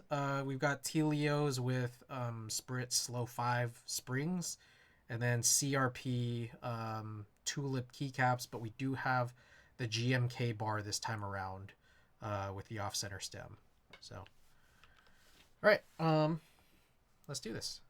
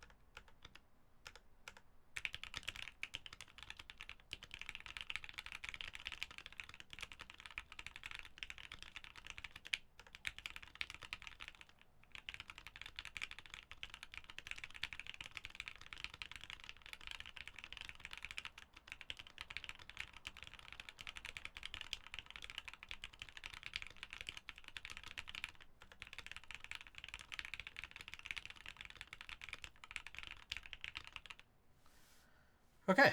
Oh, and then the other thing too is that, like, correctly installed stabilizers this time because of that 1.6 on 1.2. Them switches are nice, man. I like this actually.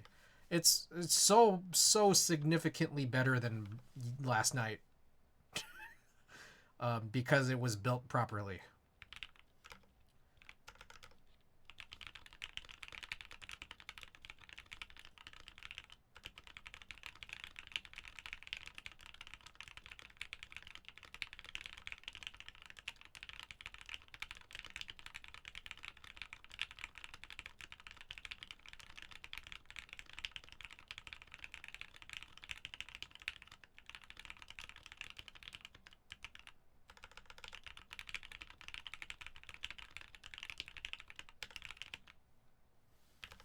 Sounds nice.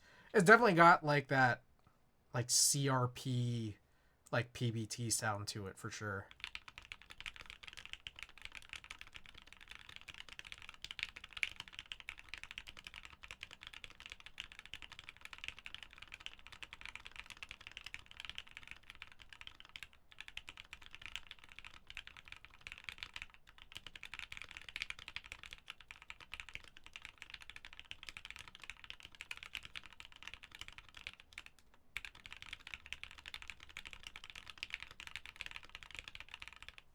I love CRP in the right config. All right, let's Do it with some music.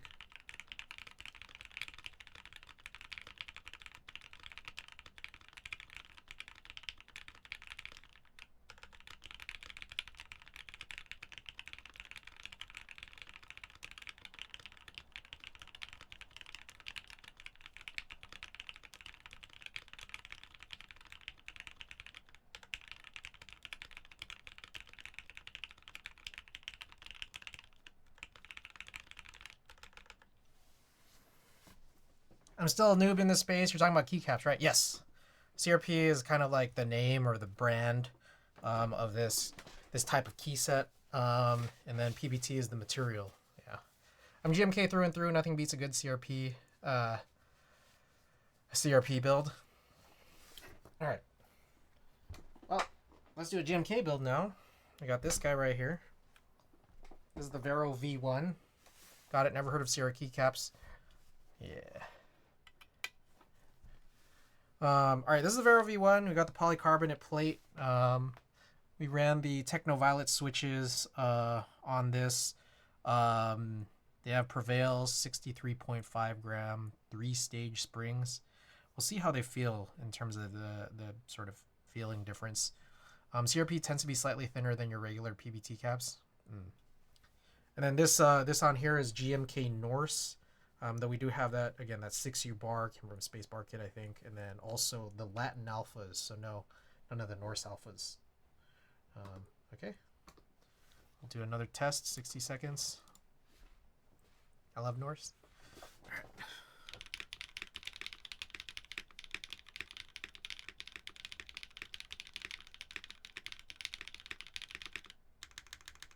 Yo, what is going on? Uh-oh. Uh-oh. Damn. I'm getting some chatter on this R. Ah. Okay. I think I can do a type test on this, but I might not actually drive this.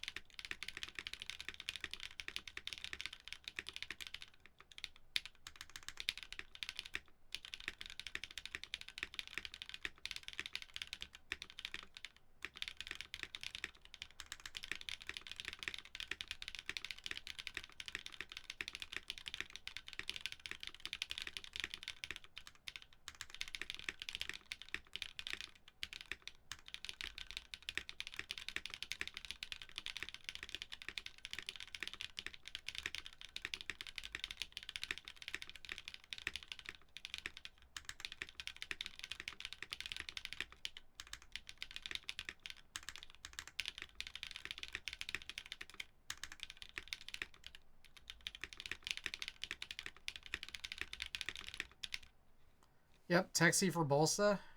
Technovile, I think these are Texi. Ah, yeah. Yeah, it's like, it's choppy because there was a big stretch where it was good, and then spans where it wasn't.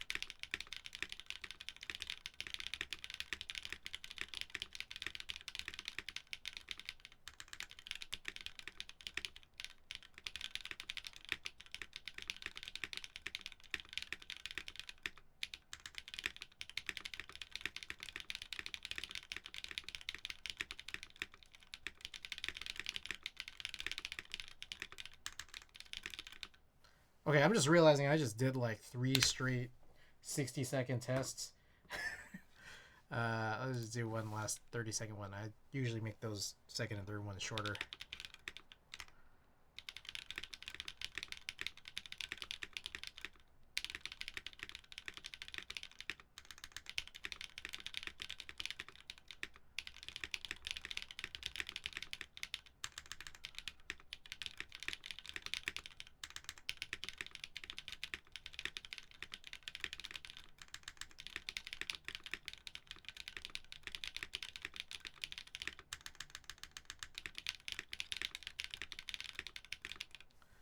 Okay, what do you guys think?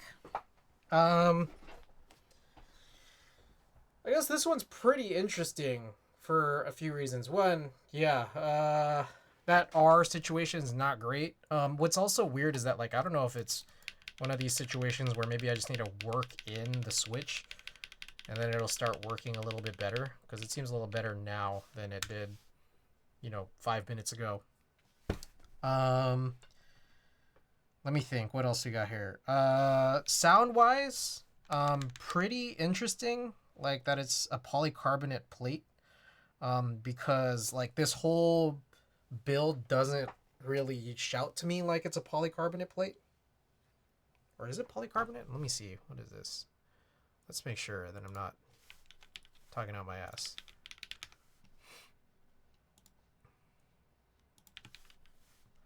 Because it might actually be polypropylene. No, it's polycarbonate. This is a PC plate.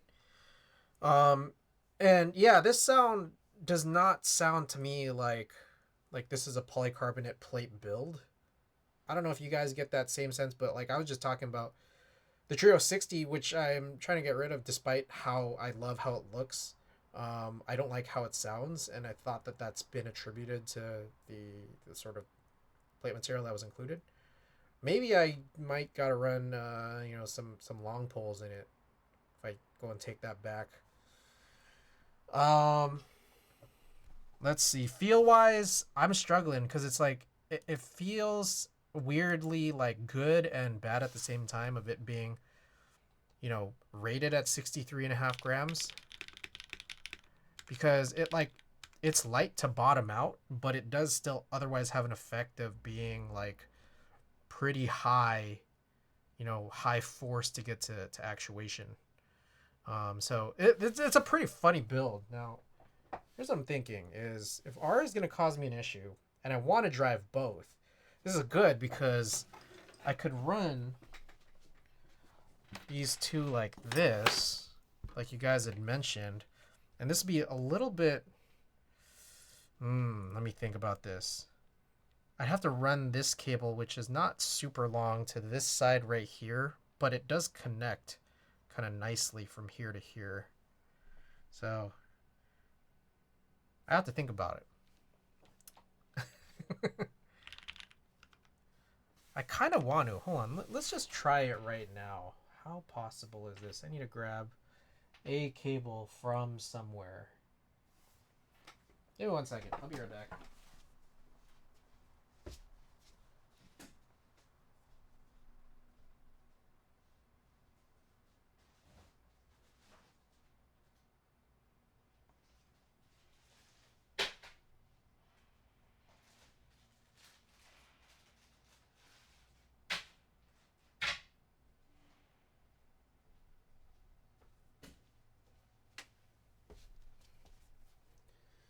All right.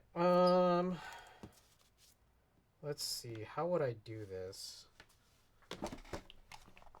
That's the first thing is get rid of the hb60. All right, this cable was way too long. I just found like some stray cable I had. Oh God.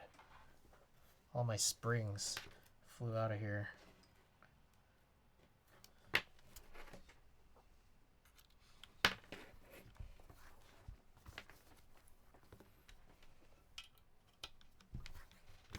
All right, I need a much shorter USB-C cable, but let's see how we could get this to work.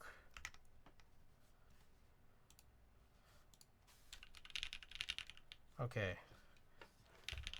This doesn't seem to immediately work.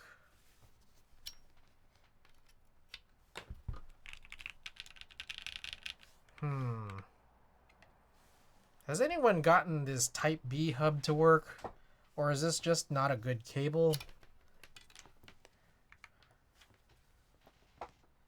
Damn. Do I have any other cables around?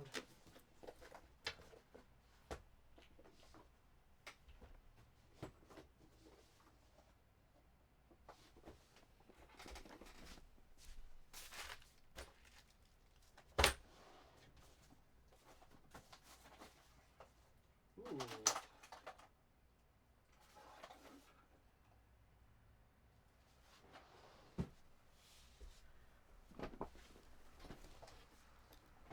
Alright, I found another Limo cable, one I haven't used in a really long time. Coaxius. Oh shit, this is not even the end that I want. Oh my god. Holy shit, I haven't actually Limo'd in forever, so I kind of don't really fully remember how to. There we go.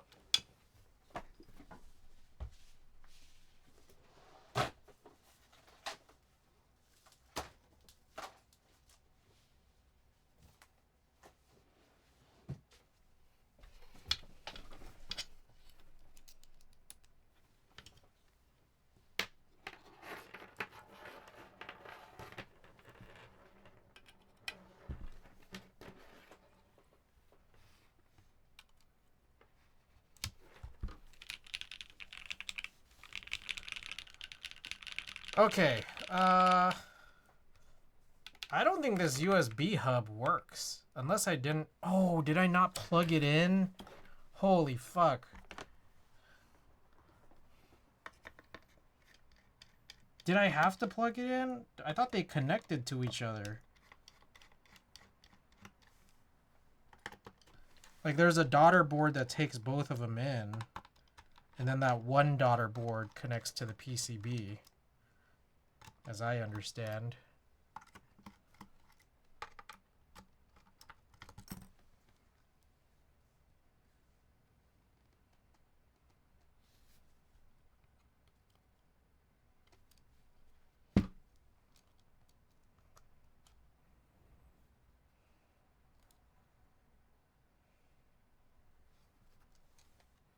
Yeah, I mean, it's in there. I'm not sure. Has anyone here gotten the Type B hub to work? Did it require anything? I mean, I could just plug this in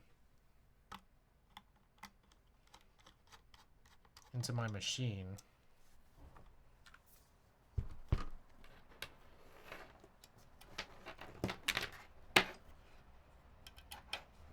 I guess one issue with all of this is, like, I run the risk of bumping these two in if I have to move them around.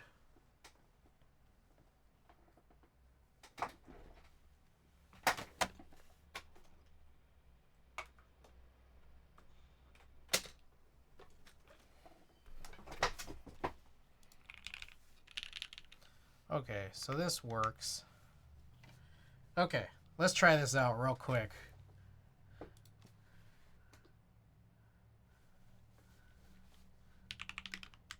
Oh god. Oh god.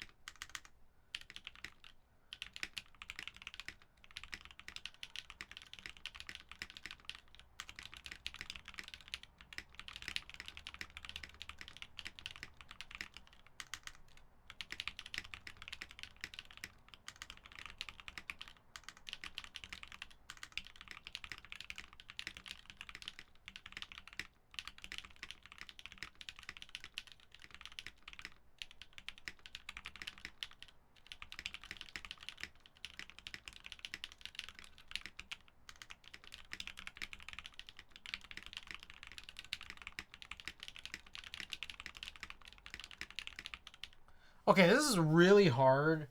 Um, this is really hard considering the springs are different weights. Does Type B need a USB 3.0 cable for? Oh, that could be it. Klexus, but also it could be the case that this is a coiled cable. So like it's a really long cable that is shortened by its coil. So I think the length and the distance also like messes with the power delivery. So I think that that could be it too. Now, I just want to try this while we're here. Oh, because of resistance. You would know better than me, but I just kind of vaguely remember this being a thing that Coaxius and some other cable makers have mentioned in the past. Oh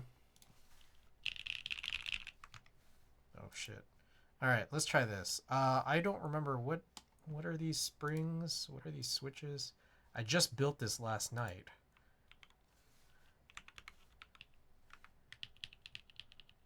Okay, so I think these two sets of switches have the same springs. So I might have better luck in this scenario between the hb60 and the Type B than I do with the Vero.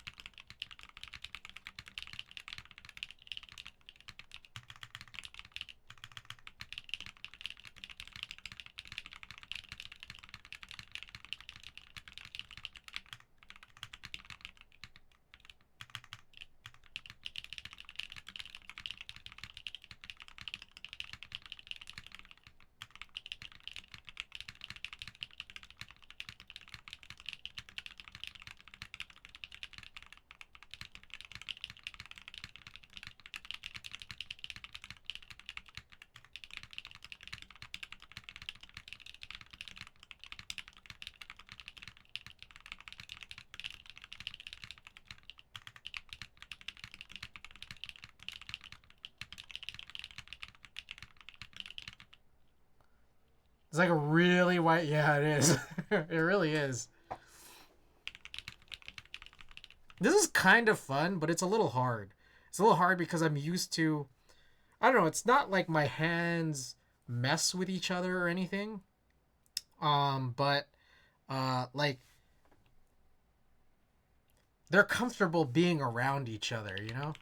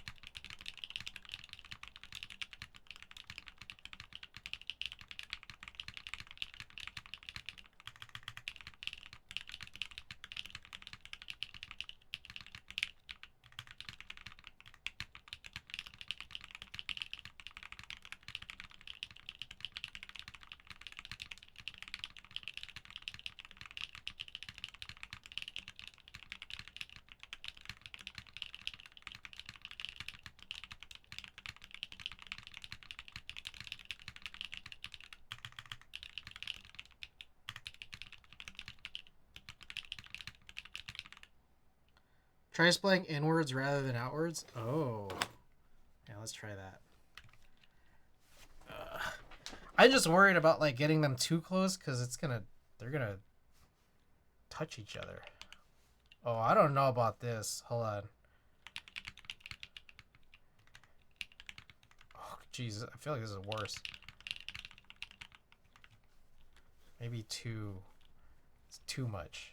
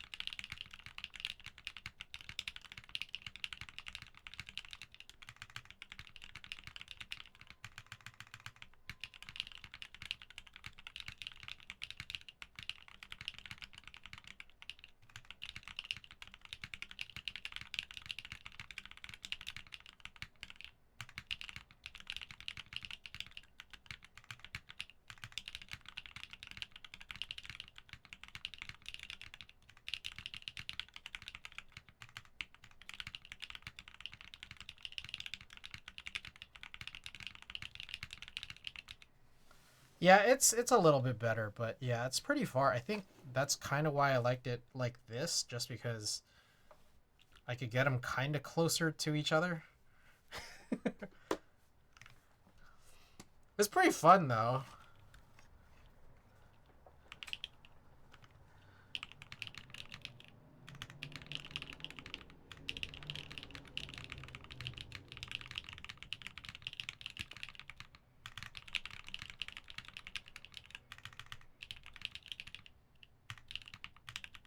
That's how it feels to have giant pectoral deltoids.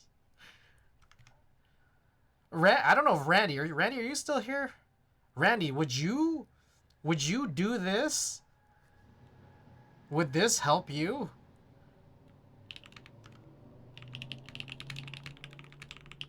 Fuck no.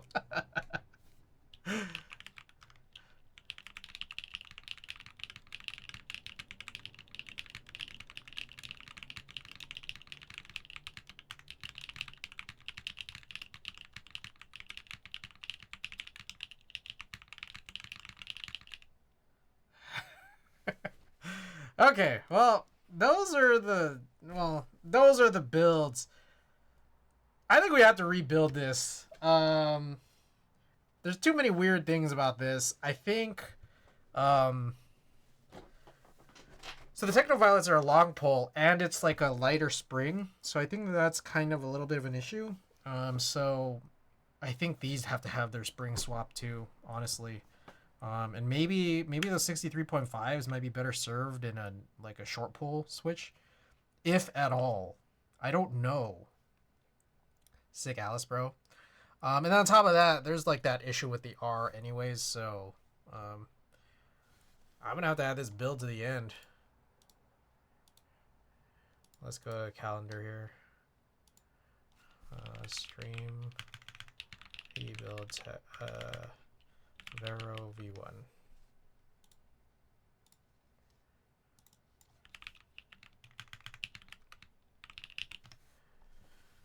Okay, my thought also is that like I do like the color of the switches in there, and it does sound really good. So I might leave that unbuilt at some point, redo the switches, and then get them back in there. Just do some different springs in them.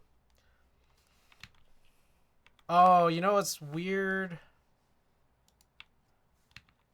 Is like the combos that require you to be on the same keyboard. Like I can't do in macOS Alt Space. Like I have to do them on the same board. What else? I guess like you don't really get to like some of like a lot of this is like left-handed, like copy and paste. But like I can't do like Command P for print. Command L for highlight the address bar. I wouldn't be able to do like the muting, like FND or whatever. Alright, so we did type B, we did Vero, we did a few different builds, but not any of which that I have recent shots of. Let me see if we can find some. I wonder if they will work, if they were connected. I doubt it. So, Clex, I doubt it, but I would need to figure it out. I need to figure out how possible, really.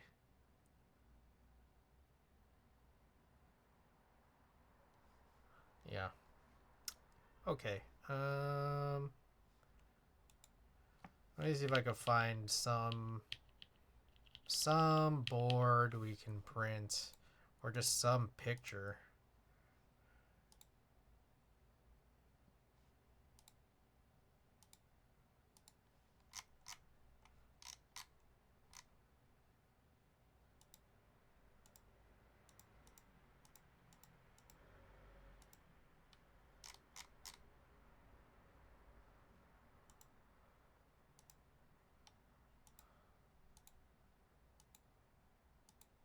In theory, this would cut your collection in half. I don't think that's how it works. I think it would just reduce it by one, At least it would unshelf one extra one at a time.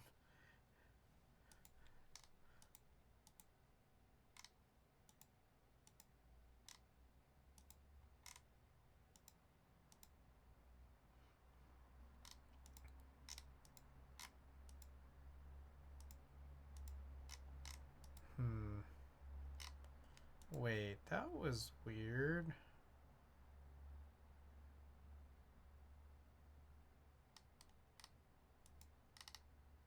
Wait a second. I feel like my sense of time is messed up because I'm looking through my pictures here and realizing some of this is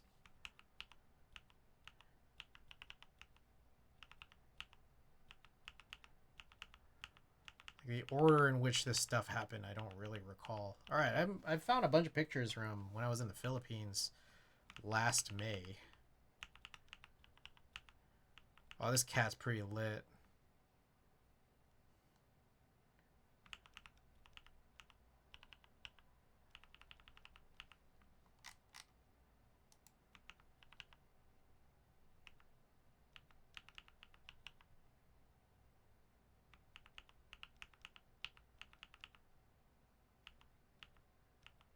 Yeah, it's not as blurry as shit though. Oh, it's Hong Kong. Oh, you guys want some milk pudding from Hong Kong? I forgot what it's called. The Australian Pudding Company or something. I forgot what it was called. That was pretty good though.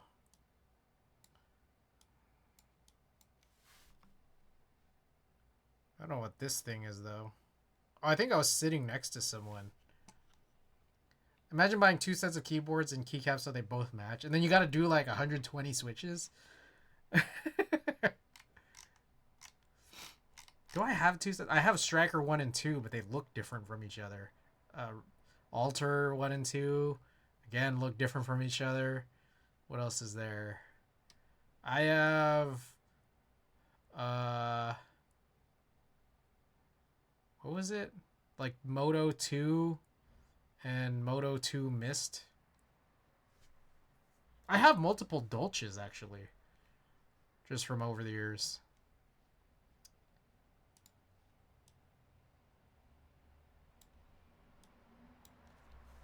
Okay, let's do... I need to do... Oh, God.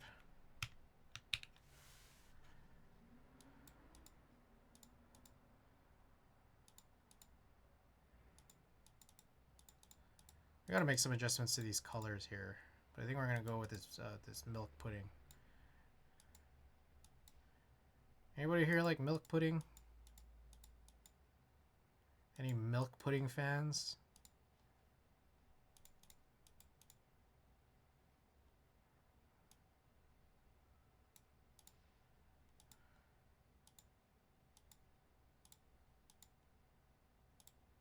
More of an egg tart kind of guy?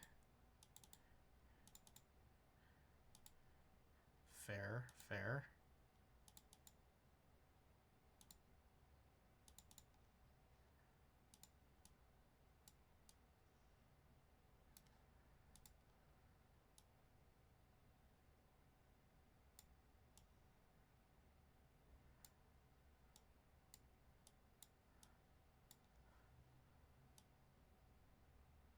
There, I think that's kind of how I would want this.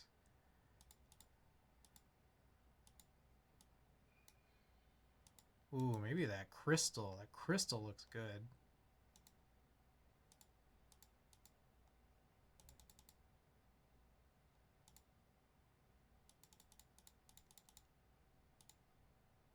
Damn, that looks crazy.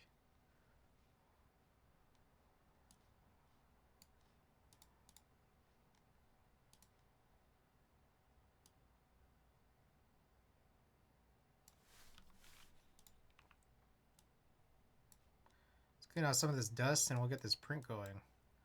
Actually, let's just, yeah, let's get marble started. I'll print it and then I'll work on this while the race is going. We've been streaming about 4 hours now. It's 2:13. I feel like I gotta munch on something after stream, play a little Pokemon, sleep really late, just in time for the work day tomorrow.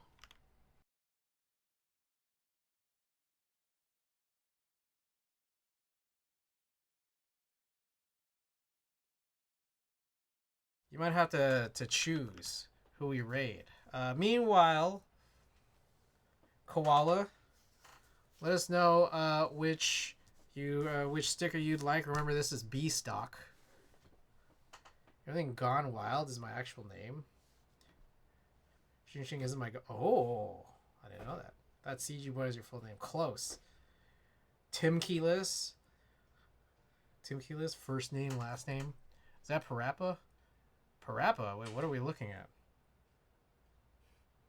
Which one do you think is Parappa? This? This is not Parappa. Oh, the frog? Is this frog from Parappa? Frog from Parappa. I've always forgotten. Oh, yeah, this is the Parappa frog. I guess it is. Yeah, there's like... I have so many of these. No one's been claiming these frogs. Cooking Sanji? Alright, we got Cooking Sanji. Alrighty, custom 3. Give me that frog. Okay, I gotta... You know, I've been promising so many stickers to so many creators. Everyone who has like a P.O. box, I keep forgetting. I keep forgetting to give all my stream stickers and stuff. Anyways, Patty, if you really want the frog that badly, DM me. Because I'm gonna forget. I'm gonna forget if you don't. Okay, let's raid father_Jimmy_. Raid. Let me get through any potential ads. Ooh, what is this? Oh, this is interesting. All right, I do have access. It's not locked in my region. Follower, subscriber only chat. All right, I will be back on Thursday with Cloud9 MX build. Follow Watagaki, buy my merch, blah blah blah. Thank you for streaming. Thank you for being here, all of you. I appreciate it. All right.